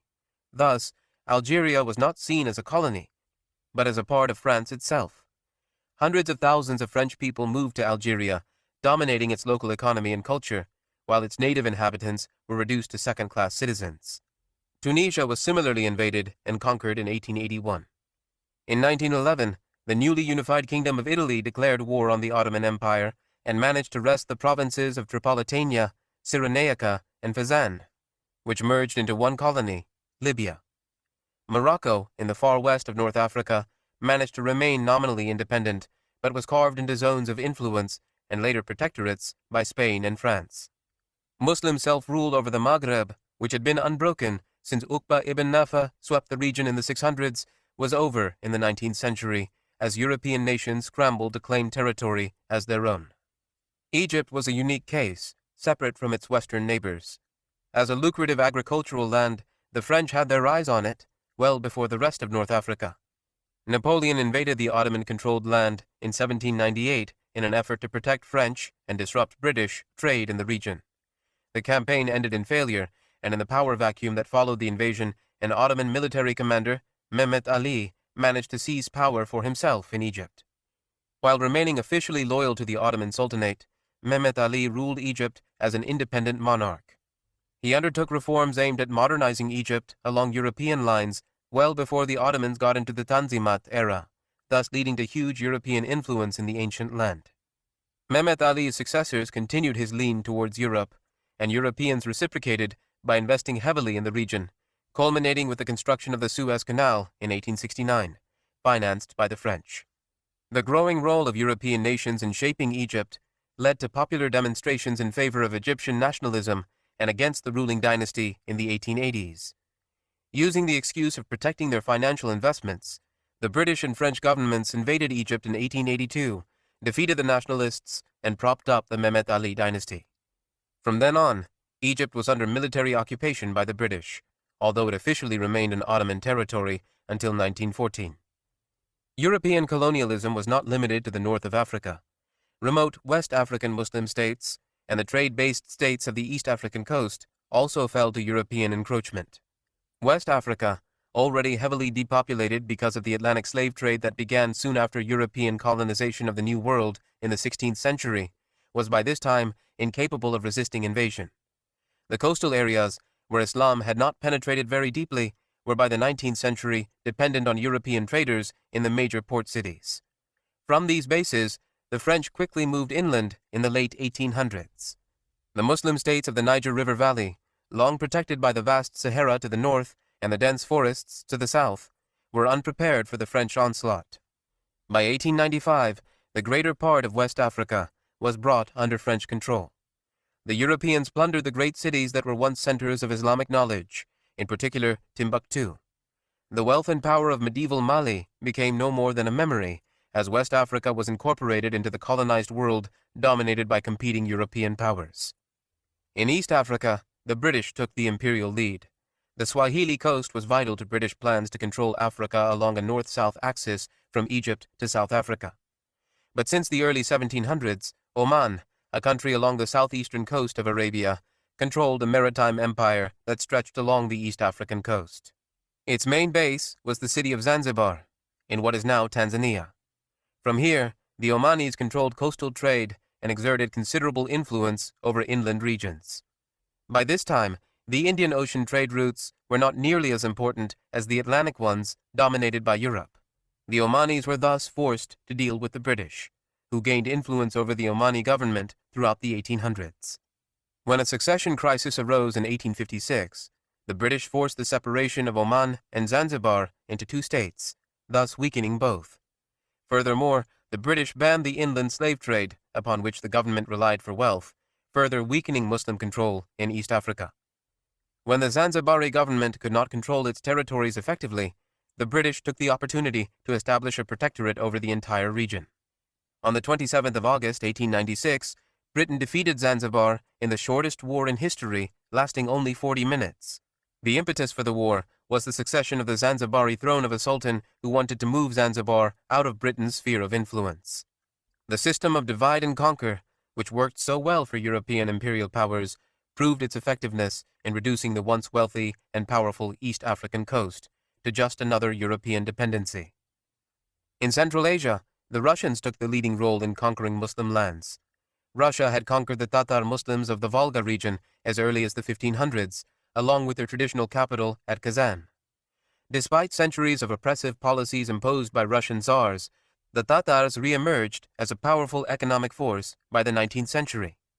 They served as middlemen in the trade between Christian Russia, of which they were citizens, and the Turkish lands of Central Asia, where they could meet as equals with their Muslim brothers. The Turks were, by this time, divided into numerous petty states scattered throughout the deserts of Central Asia. Despite being home to some of the greatest centers of knowledge in Islamic history, such as Samarkand and Bukhara, the home of Imam al-Bukhari, Central Asia was geographically separated from the rest of the Sunni world by Persia. An island of their own, surrounded by the Persians and encroaching British in the south, China to the east, and Russia to the north, the Turks of Central Asia were in no position to hold off Russian influence. The Russians, using their economic ties with the region as an excuse to become more politically involved, began to annex lands in Central Asia in the 1800s, aided greatly by new railroads that linked the region with the center of Russian power further west. The Russian advance alarmed the British who ruled over India, prompting their incursion into Afghanistan, seeking to counter the Russians. The entire conflict and rivalry between the two powers, dividing up Muslim Central Asia between them, became known as the Great Game. By the end of the century, the Russians managed to conquer the entirety of the Turkish lands all the way up to Persian-dominated Khorasan, while the Afghan highlands formed a buffer against Russian imperialism to the south. While neither the Russians nor the British managed to conquer Persia outright, they both exerted considerable influence in the country. The Qajar dynasty, successors to the Safavids since the late 1700s, increasingly fell under the influence of the Russians, who pressed upon its northern borders. Russia negotiated treaties with Persia that gave them special political and economic privileges, much like the capitulations of the Ottomans. The Russians held sway in Tehran, but the British, through their systems of protectorates over Arab sheikdoms along the Persian Gulf Coast, exercised a sphere of influence over the southern part of Persia. Political and economic independence in the Persian homeland was effectively over by the end of the 19th century, as Russia and Britain competed to take advantage of the country and its resources. The trend of European colonialism taking advantage of weak Muslim states continued in the most easterly of Muslim lands in the Malay archipelago. Here, the Dutch extended their trading empire in much the same way as the British did in India. The Dutch East India Company established bases throughout Southeast Asia from which they traded spices with the local Muslim kingdoms. The commercial colonizers did not hesitate to use military might to extend commercial opportunities. In 1641, the Dutch forced the Portuguese out of the important port of Malacca, which they had occupied since 1511. In 1621, the Dutch in the Banda Islands massacred over 10,000 people in an effort to solidify Dutch control over the nutmeg crop in the region. Using such brutality, the Dutch quickly managed to conquer most of the Malay archipelago in the 19th century. Local Muslim sultanates in Java and Sumatra did not go peacefully, and revolts against Dutch rule were a constant thorn in the side of colonial control. In the 16th century, the Ottomans sent naval expeditions to the Sultanate of Aceh to aid local resistance to Dutch imperialism. The vast economic resources of the Dutch, combined with their superior technology and the lack of help from the rest of the Muslim world, led to a Dutch empire in Southeast Asia that lasted until after the Second World War. Overall, the 19th century saw the loss of Muslim political power across the Muslim world. Britain, France, Holland, Russia, and others all took advantage of Europe's growing power relatively. There is no doubt that in many cases, Europeans believed themselves to be worthy of ruling the world due to their enlightened governments, economic power, and organized and powerful militaries. Conquering the world and teaching native peoples how to live in a Western fashion was the white man's burden, as Rudyard Kipling so famously wrote. With this sense of cultural and civilizational superiority, European colonizers obviously did not care much for local traditions or customs. This was not due to an ignorance of Islamic history. In fact, the 19th century was when European fascination with the East reached a high tide. Books on the Prophet, Islamic history, and Muslim beliefs were published in all the major cities of Europe. It was perhaps because of this recognition of Islamic history and the potential political and cultural power of Muslims that Europeans insisted on there being no native control over Muslim lands. The concept of divide and conquer was effective during the first outburst of European imperialism in the New World in the 1500s. In the 1800s, it was used again, this time to fracture a Muslim world that had experienced immense power during times of unity under the Umayyads, Abbasids, and Ottomans. Arbitrary borders were drawn by Europeans, which did not take into account local identities or political histories in an effort to divide up Muslim political capital and make the conquered territories easier to subjugate and rule. Piece by piece, the Muslim world was taken by Europe, so that by the outbreak of the First World War in 1914, the vast majority of Muslims were under foreign occupation. Major questions arose among Muslims during this time about how God could allow this to happen, and what this meant for the future of Islam in the modern world. The people trying to answer these questions would spearhead an attempt at an Islamic revival, aimed at pushing back the European tide and reasserting the dominance of the Muslim world. 12. Old and New Ideas. One of the central themes of Islam is its finality and perfection. So many people abandoned pagan beliefs and followed the Prophet Muhammad because they believed he was inspired by God and brought to humanity a true religion that would revolutionize the world. The early generations of Muslims believed that Islam's early history verified the truth of Islam. The first 100 years after the death of the Prophet saw the spread of Muslim political control from southern France to India, despite competition from established and powerful empires. When military expansion ended, Muslims led the world in advancing science to new frontiers, influencing scientific history throughout the known world. The setbacks of the Crusades and Mongol invasions proved to be nothing more than a thorn in the side of Islamic history, as they were followed by the rise of even more powerful empires. To many Muslims, the proof of Islam's truth was its historical record and the miraculous nature of Islamic history. But then the decline of Muslim civilization and its subsequent conquest by Europe could be theologically problematic. If Muslims were indeed following a true religion, and its history was proof of that, then what could be made of the seemingly final triumph of Europe over the Muslim world? Throughout the 18th through 20th centuries, Muslim scholars would rise up to answer that question by trying to revive Islam in an effort to bring back those glory days that had solidified the faith of generations. No matter their location, these revivers had one theme in common: a return to Islamic practice was necessary for an Islamic revival. If Muslims would just practice Islam as the early generations had, then God would reward them with success. On the other hand, however, a new class of scholars arose that disagreed with the traditionalist view of those revivers. Intellectuals influenced by modern European ideas like secularism and nationalism argued that Muslims should emulate the West. Europe had gone from the Dark Ages to world conquerors, so they must be doing something right, they reasoned. In their minds, the Muslim world had fallen so far behind precisely because it was so focused on religion and bringing back the glory days of early Islamic history, instead of modernizing according to new ideas and philosophies. These two contradicting approaches to revitalizing Muslim civilization battled each other intellectually and sometimes physically throughout the 20th century, and continue to affect the way Muslims think today. The Western Approach. As the West continued to consolidate its control over Muslim lands and the rest of the world in general, not all who were subjugated by its imperial policies looked back to Islam's early days to find a model to emulate. Some looked towards Western ideas and philosophies to find a path to independence and self-determination.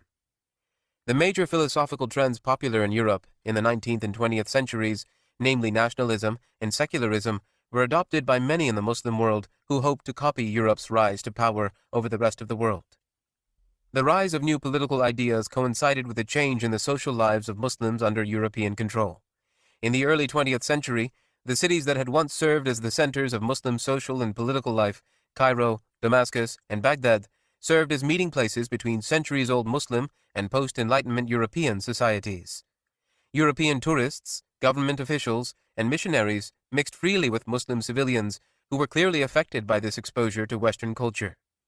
Everything from European architecture to music permeated Arab society. Muslims in high positions in government already dressed like Westerners since Mahmud II's reforms a century earlier, but now they talked, acted, and lived like Westerners. European-style orchestras played Western scores, cinemas screened Western movies, and dance clubs opened. If something could be found in Paris or London, it could also be found in Cairo and Beirut. Even in the confines of the home, life changed. Speaking English or French with the family was considered a sign of high class. Consumption of alcohol, banned according to the Quran and culturally taboo for centuries, became more widespread. The emphasis on Western modernism led to the establishment of numerous publishing houses which used printing presses in Cairo. As a result, Egypt became a nexus of Arab culture, a position it maintained into the 20th century. It is interesting to note that while Muslims, particularly in the Arab lands, adopted Western culture, Westerners, living among them for decades, rarely adopted aspects of Arab culture.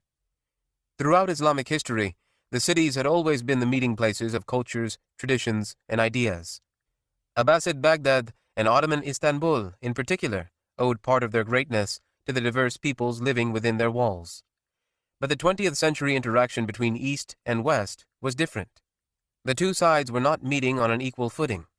Western society and culture, the conquerors, were associated with power and influence.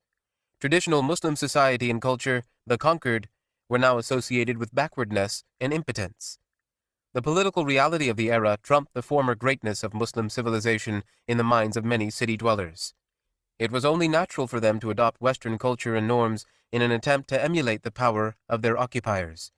With the adoption of new social ideas came the adoption of Western ideas about politics and government. The main avenue for the entrance of these ideas into the Arab Muslim world was through Arab Christians. Due to the capitulation agreements that the Ottomans had with European nations, Christian communities within the empire had extensive contact with Western European powers. European merchants, missionaries, and diplomats working in the Ottoman Empire brought Christians intellectually in line with the West, just as Europe was shedding its religiously based past in favor of liberal governments, nationalism, and secular philosophies. This was coupled with an awakening of Arab intellectual and literary history, as Arab thinkers, especially in Beirut and Cairo, capitalized on the desire among Arabs to achieve the former greatness of their Umayyad and Abbasid ancestors, who led the world in everything from military expansion to scientific inquiry. The religious dimensions of those earlier empires were downplayed in favor of their Arab language and identity. In the view of the leaders of this Arab awakening, if the Arabs wanted to re-establish the glory days, they needed to band together as Arabs, not as Muslims, and unite. Furthermore, for the Arab Christians who led this movement in the 19th and 20th centuries, the demise of the Islamic identity in favor of secular nationalism would lead to their own social elevation, as there would be no differentiating between Muslim and Christian. The pan-Islamic focus of Sultan Abdul Hamid II in the late 1800s stifled any sense of popular Arab nationalism. Christian Arabs could not convince fellow Arabs of their ideas so long as the Caliph was promising to reclaim the historic glory of the Islamic empires in the name of Islam and not nationalism. When Abdul Hamid was overthrown in 1909, the Ottoman government fell into the hands of the Young Turks and their nationalistic, secular focus. As the pan-Islamism of Abdul Hamid faded away in favor of Turkish nationalism, the line between Turk and Arab became painfully obvious among subjects of the Ottoman Empire.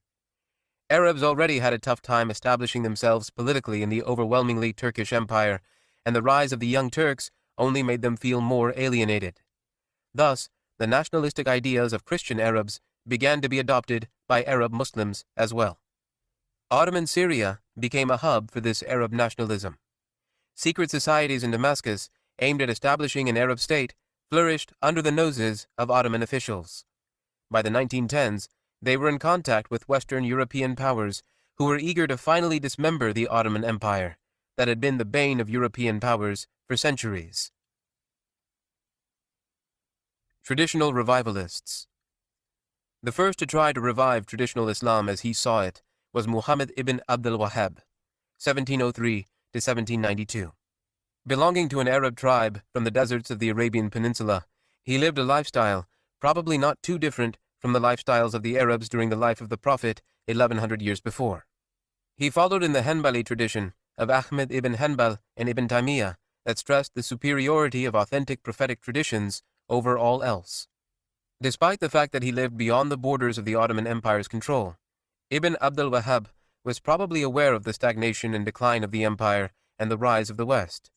In his eyes, this was due to Muslims having lost their way and no longer practicing Islam as the Prophet and his companions practiced it. He railed against Sufis, Shias, modernists, and others that, according to him, had brought un-Islamic innovations into mainstream Muslim life. Like the Kharijis of the 600s, Ibn Abdul Wahhab and his followers argued that the vast majority of Muslims had fallen into disbelief. To redeem themselves, they must all go back to following a pristine, unchanged form of Islam, identical to how the early generations of Muslims, the Salaf, meaning predecessors, practiced. The movement evolved into what is known as Salafism, the idea that Muslims should constantly be trying to emulate the early generations of Muslims in all aspects of their lives. Ibn Abdul Wahhab found a follower in Muhammad ibn Saud, a leader of a small settlement in the Arabian desert. In exchange for Ibn Abdul Wahhab's support, Ibn Saud agreed to promote his Puritan ideas about Islam throughout his growing kingdom. The pact remained in place after their deaths, with Ibn Abdul Wahhab's descendants providing religious legitimacy and Ibn Saud's descendants providing political power for the Saudi state. The Salafi movement may not have had much of an impact outside the deserts of Arabia had it not been for the meteoric growth of the Saudi state. By the early 1800s, the Saudis had managed to conquer huge tracts of the Arabian Peninsula, including Mecca and Medina. Despite being expelled from the holy cities less than 20 years later, Saudi control over the pilgrimage sites allowed them to spread their ideas to pilgrims from all over the world. It would take centuries before Ibn Abdul Wahhab's movement gained real, lasting power in the 1900s with the establishment of modern Saudi Arabia. While very few fully adopted the Salafi movement, the idea of an Islamic revival based on the early generations of Muslims greatly influenced Islamic thinkers around the world, especially in light of the coming Western deluge. Further east, in an unstable and disunited post-Aurangzeb India, another reformer attempted to bring back traditional Islam in a changing society. Shah Waliullah, 1703 to 1762, was a scholar of Islam who feared that the disunity of India's Muslims, coupled with the resurgence of its Hindu population, would lead to the breakdown of traditional society. His focus was on the social aspects of the Sharia and how it was necessary to prevent the complete collapse of Islam in the subcontinent. A keen student of history, he recognized that if Mughal India continued along a path of disunity and civil war, others would rise to power in their place. Much like Ibn Abdul Wahhab, he advocated for the revival of Islamic tradition, but unlike his contemporary, he did not lead a call to arms against all Muslims he disagreed with. Muslims were, after all, the minority in India, and disunity among them could lead to their ultimate end, as it had in Al-Andalus 200 years previously. Instead, he advocated a broad unity, bringing together various traditions, ethnicities, and ideas under the banner of Islam to at least slow down the decline of Islamic political power. While the Mughals did end up falling by the next century, the Islamically oriented social philosophy of Shah Waliullah played a huge intellectual role in the Indian subcontinent. It was commonly called upon in opposition to the increasing westernization of India's upper classes and the rise of Hindu political power. Not all reformers totally opposed all Western ideas. Some, in fact, tried to reconcile what they considered to be beneficial from the West with traditional Islam. During the British occupation in the late 1800s and early 1900s, Egypt was at the front line between Islamic tradition and Western imperialism. Al-Azhar University in Cairo had been one of the main centers of Islamic thought since its conversion into a Sunni school by Salah ad-Din in the 12th century. But it no longer dominated Egyptian intellectualism. Increasing European influence, both political and social, permeated throughout Egyptian society, especially due to the reforms of Mehmet Ali and his descendants. An Egyptian schoolteacher, Hassan el-Banna, 1906 to 1949, sought to bring together Western modernism with traditional Islamic values. The Muslim Brotherhood, el-Banna's organization, attempted to join Arab nationalism with Islamic values and social activism. Schools, hospitals, and social welfare organizations were established by the Brotherhood in an effort to reach all levels of Egyptian society and encourage them to reform their lives in accordance with Islam. Western sciences and organizational ideas were adopted by the Brotherhood, but secularism was not. This middle ground approach proved immensely popular among Egyptians, but the rise of strict secular nationalism in the Arab world, and in Egypt specifically, would lead to decades of persecution for the Brotherhood. The partition. Ultimately, it would not be native Arab or Turkish nationalism that would lead to a new political order in the Middle East. In 1914, Archduke Franz Ferdinand of Austria-Hungary was assassinated in Sarajevo, and Europe was plunged into the First World War. The Ottoman government, led by three influential young Turks, Ismail Enver, Mehmet Talat, and Ahmed Cemil, known as the Three Pashas, joined the war on the side of Germany against Britain, France, and Russia. The Germans had been military advisors for the Ottomans for decades, and the Ottomans hoped to use the war to reclaim some of its lost territories, namely Egypt, and win the forgiveness of its huge foreign debts. The Ottomans were in no position to make gains. Their military was hopelessly outdated and lacked effective leadership.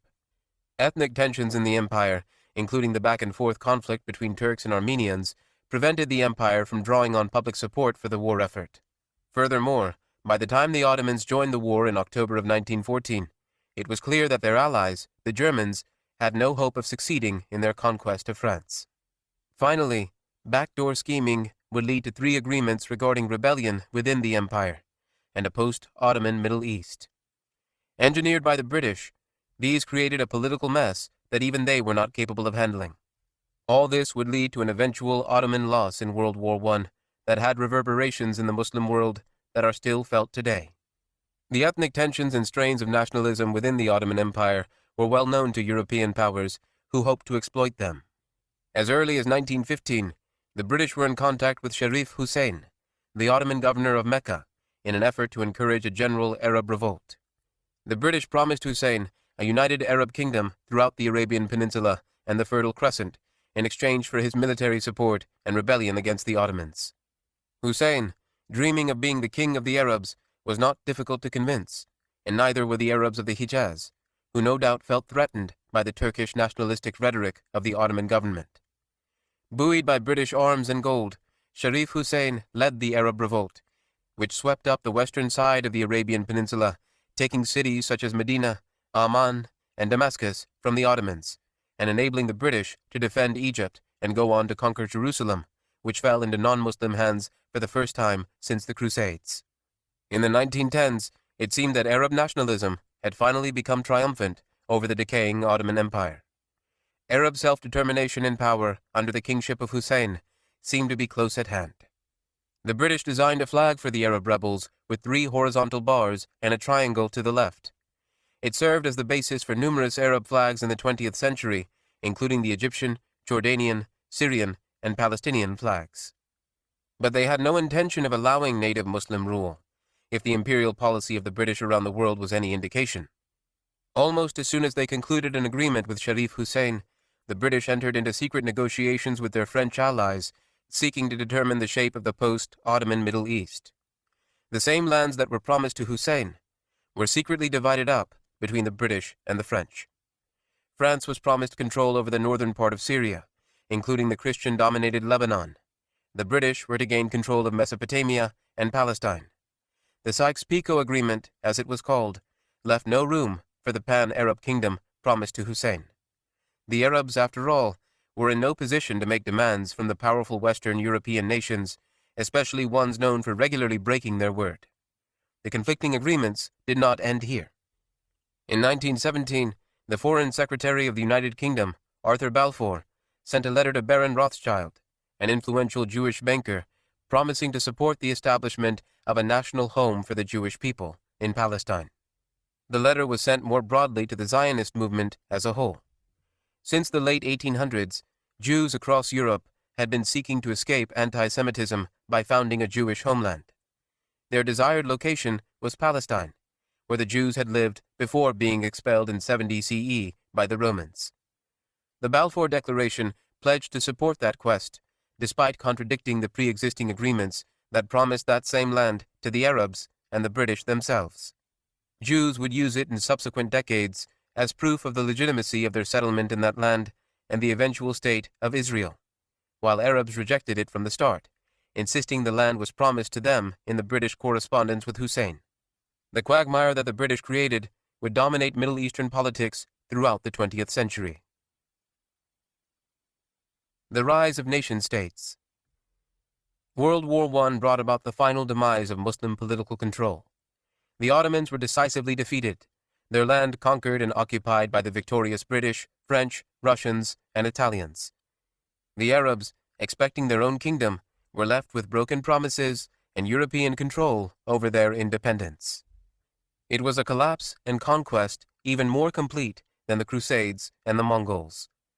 More important than the military conquest was the intellectual environment of the post-war period.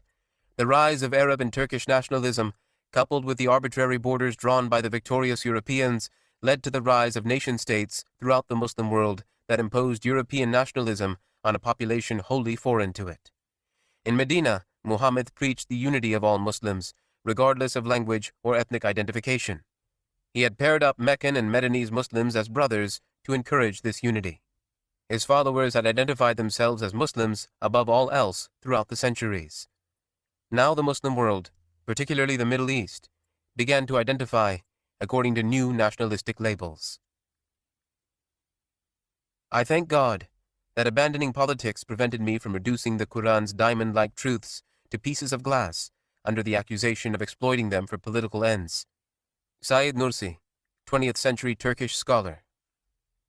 The most radical jump into the new era of nation-states occurred in the former Ottoman heartland dominated by the Turks. After the war, the British, French, Italian, and Greeks occupied Anatolia. The Ottoman Sultanate remained intact, but powerless, in an Istanbul controlled by the Allied forces. To resist the foreign occupation, Mustafa Kemal, an Ottoman army officer, rallied together fellow Turks who had served in World War I and managed to expel the occupiers between 1919 and 1922. At the end of this war of independence, Mustafa Kemal announced the creation of a new state, Turkey, to replace the Ottoman Empire. The Ottoman Sultanate was abolished 623 years after Osman founded it along the border of the Byzantine Empire.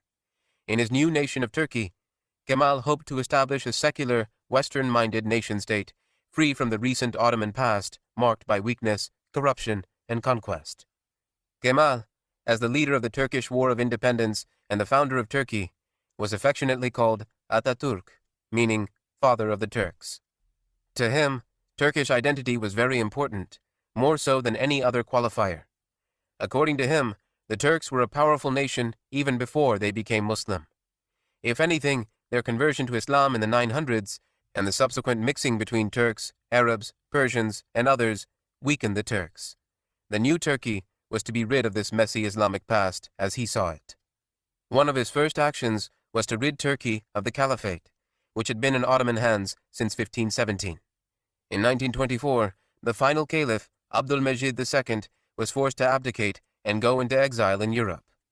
Later, he would ban the hijab and fez, close Sufi orders, officially outlaw the Sharia, and ban the adhan, Arabic call to prayer, that rang out from mosque towers. Ataturk thus made clear that Turkey would no longer be tied with the rest of the Muslim world. He also instituted language reform, which would rid the Turks of the Arabic alphabet they had been using to write Turkish for centuries. Instead, the Latin alphabet of Europe was adopted, both for its ease of use and connection with Europe. Even vocabulary was changed. Arabic and Persian loanwords were abolished and replaced with Old Turkic words from Central Asia. The language reforms of the 1920s and 1930s under Ataturk completely cut off modern Turks from their Islamic history. No longer could the Turks read the calligraphic inscriptions in old imperial mosques or any books published in the Ottoman era.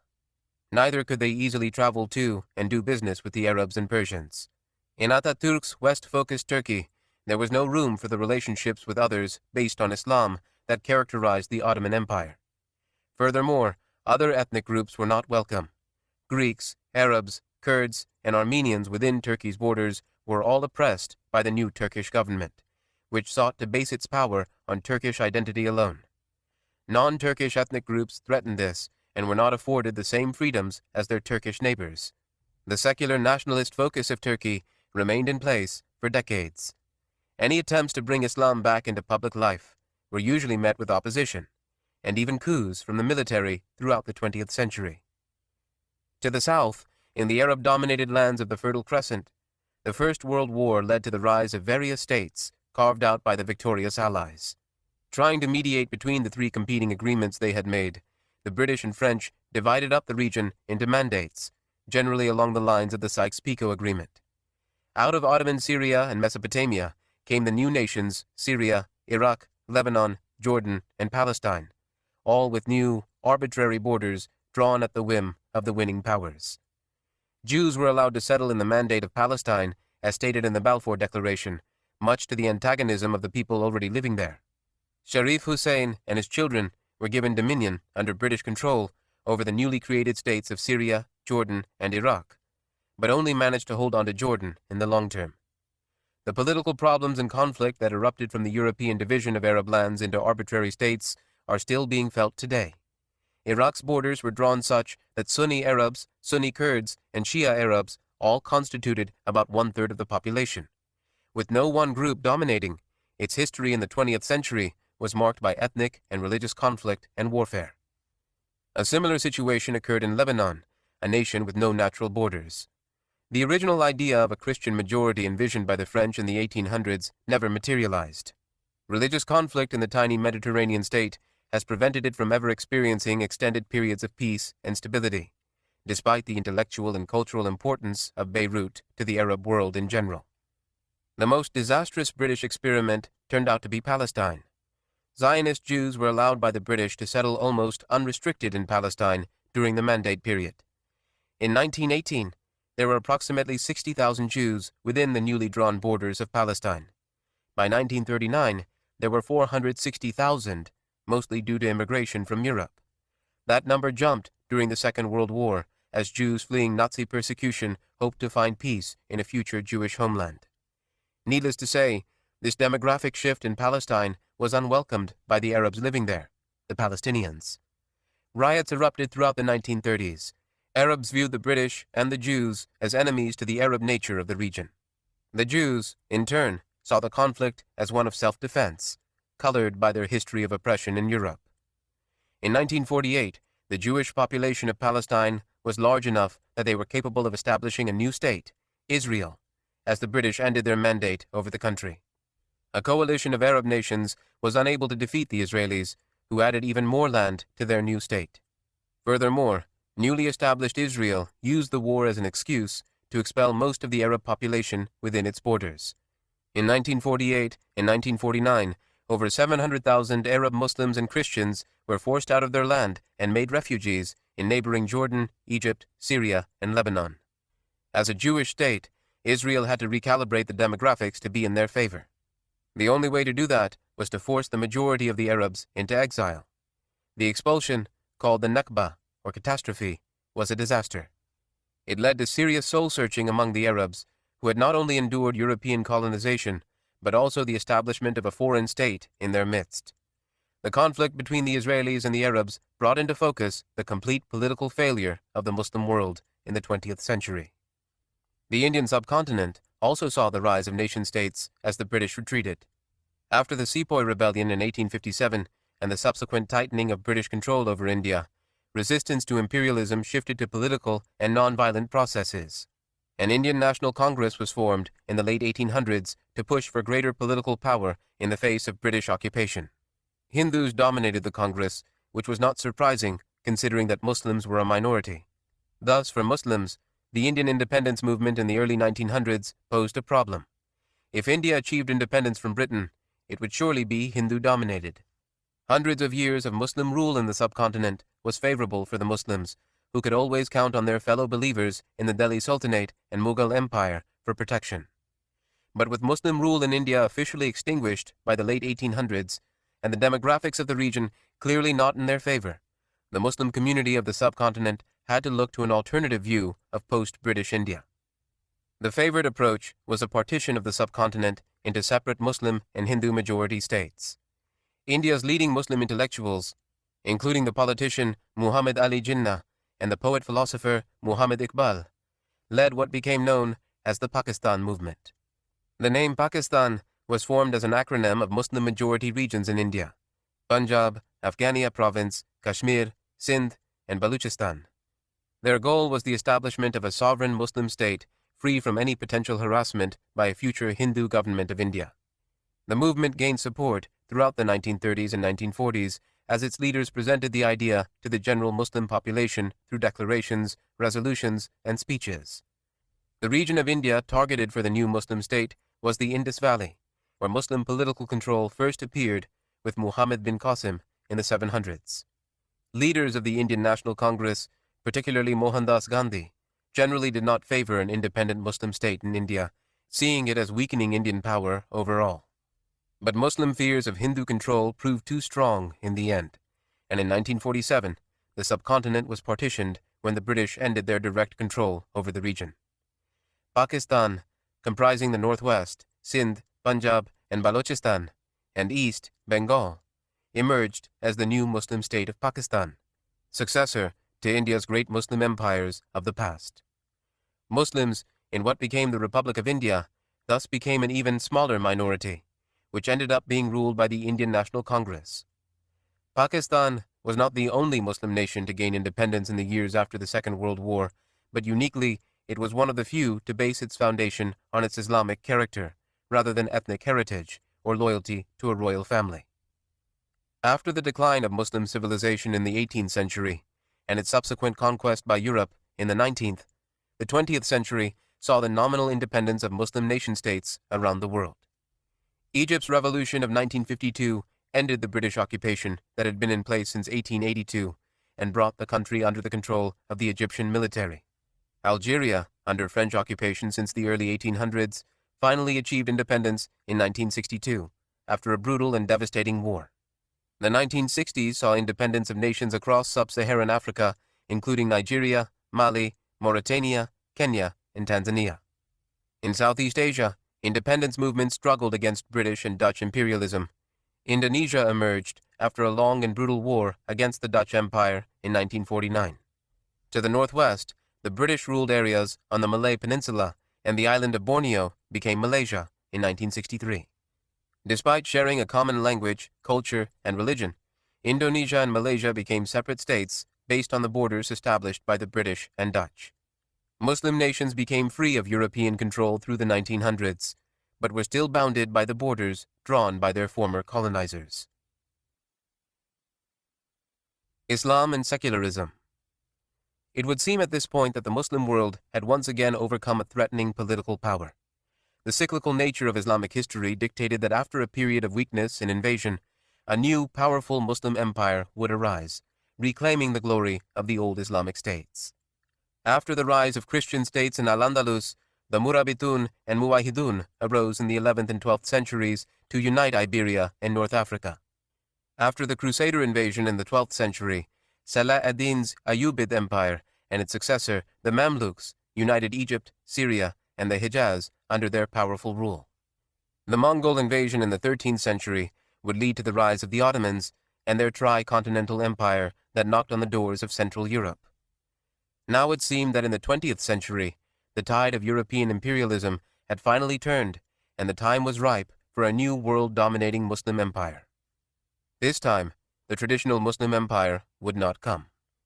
Dozens of Muslim states dotted the world map, disunited by arbitrary borders, a legacy of European colonization. This disunity proved fatal to the Muslim world. In the Middle East, the inability of Egypt, Jordan, Syria, and Lebanon to function effectively together meant that Israel, a nation founded by poor settlers fleeing European oppression, was able to defeat them all militarily and further establish itself in wars in 1967 and 1973. In South Asia, East Pakistan broke away to become Bangladesh in 1971, splitting a nation that had the potential to serve as a counterbalance to India's power. Fazlur Khan, a Bengali Muslim, designed the Sears Tower in Chicago. It was the world's tallest building when it opened in 1973. In West Africa, the numerous disunited states were all economically weak and continued to rely on the French well after independence. Without unity, the relative political power of the Muslim world remained generally unchanged after independence. Small, competing states, reminiscent of Al-Andalus's Taifa period and the decentralization of the Abbasid Empire, were incapable of creating a powerful Muslim realm. A big part of that failure was a decisive ideological shift in Muslim politics. Throughout Islamic history, upstart empires had based their right to rule on Islam itself. Even in empires whose actions can probably be judged to be against Islamic law, the primacy of Islam itself as a unifying force was always a given. In the 20th century, however, newly independent Muslim states generally did not look back at a glorious Islamic past and try to recreate it. Instead, they almost always had a secular and nationalist outlook. These concepts were entirely foreign to the Muslim world for its first 1200 years. But with European imperialism, these ideas were implanted into the minds of the upper classes of Muslim society, which ended up leading post-independence governments. The European formula of enlightenment and subsequent neglect of traditional religion and government was thus adopted on some level in almost every Muslim country. The most extreme example was Turkey, which officially outlawed the Sharia, abolished the caliphate, and proclaimed itself to be a wholly secular state. Led by Egypt, the Arab world adopted socialism and nationalism as a means to create powerful nation-states. Iran, despite its history as a fundamentally Shia nation, was led by a secular government aligned with the West until 1979. There were exceptions, of course, the most prominent being Saudi Arabia, which functioned as an absolute monarchy, not unlike Arab tribal states centuries ago, and derived its legitimacy to rule from the Salafi ideology of Muhammad ibn Abdul Wahhab. Overall, however, Muslim countries left behind the idea of political Islam in favor of secular ideologies promoted by the West. The Muslim world has yet to fully reconcile its Islamic-oriented past with its secular-dominated present. There exist today traditionalists who demand that the Muslim world return to those lost days when Islam and politics were intertwined. The extreme among them forcefully advocate a return to Islamic rule. Others take a more moderate approach, believing that education, action within existing political frameworks, and community service can precipitate the return of political Islam. On the other end of the spectrum are those who argue that the days of Islam playing a role in political life are over. They advocate a break from tradition in favor of new ideas, mostly originating in the West, about government, society, and politics. America needs to understand Islam because this is the one religion that erases from its society the race problem. Malcolm X. Muslim society remains split over the role of Islam today. Most recently, the Arab Spring and subsequent upheaval in Egypt, Tunisia, and Syria had brought to light the seeming incompatibility of these two competing sides. Turkey is once again at a crossroads between secularism and political Islam, as an Islamic-oriented government attempts to reverse decades of state secularism. This dichotomy exists throughout the Muslim world. How it is solved will dictate its direction in the coming decades and centuries. Whether Islam once again plays a major role, whether nationalism and secularism will be the new driving ideologies, or whether a balance between the two sides will be found that appeals to all, remains to be determined. Those who answer these pertinent questions will dictate a new era for the Muslim world, one that surely cannot be detached from the 1400 years of Islamic history that came before it. This concludes Lost Islamic History by Firas Alkhateer, narrated by Neil Shah, a member of SAG-AFTRA. Copyright 2017 by Firas Alkhateer.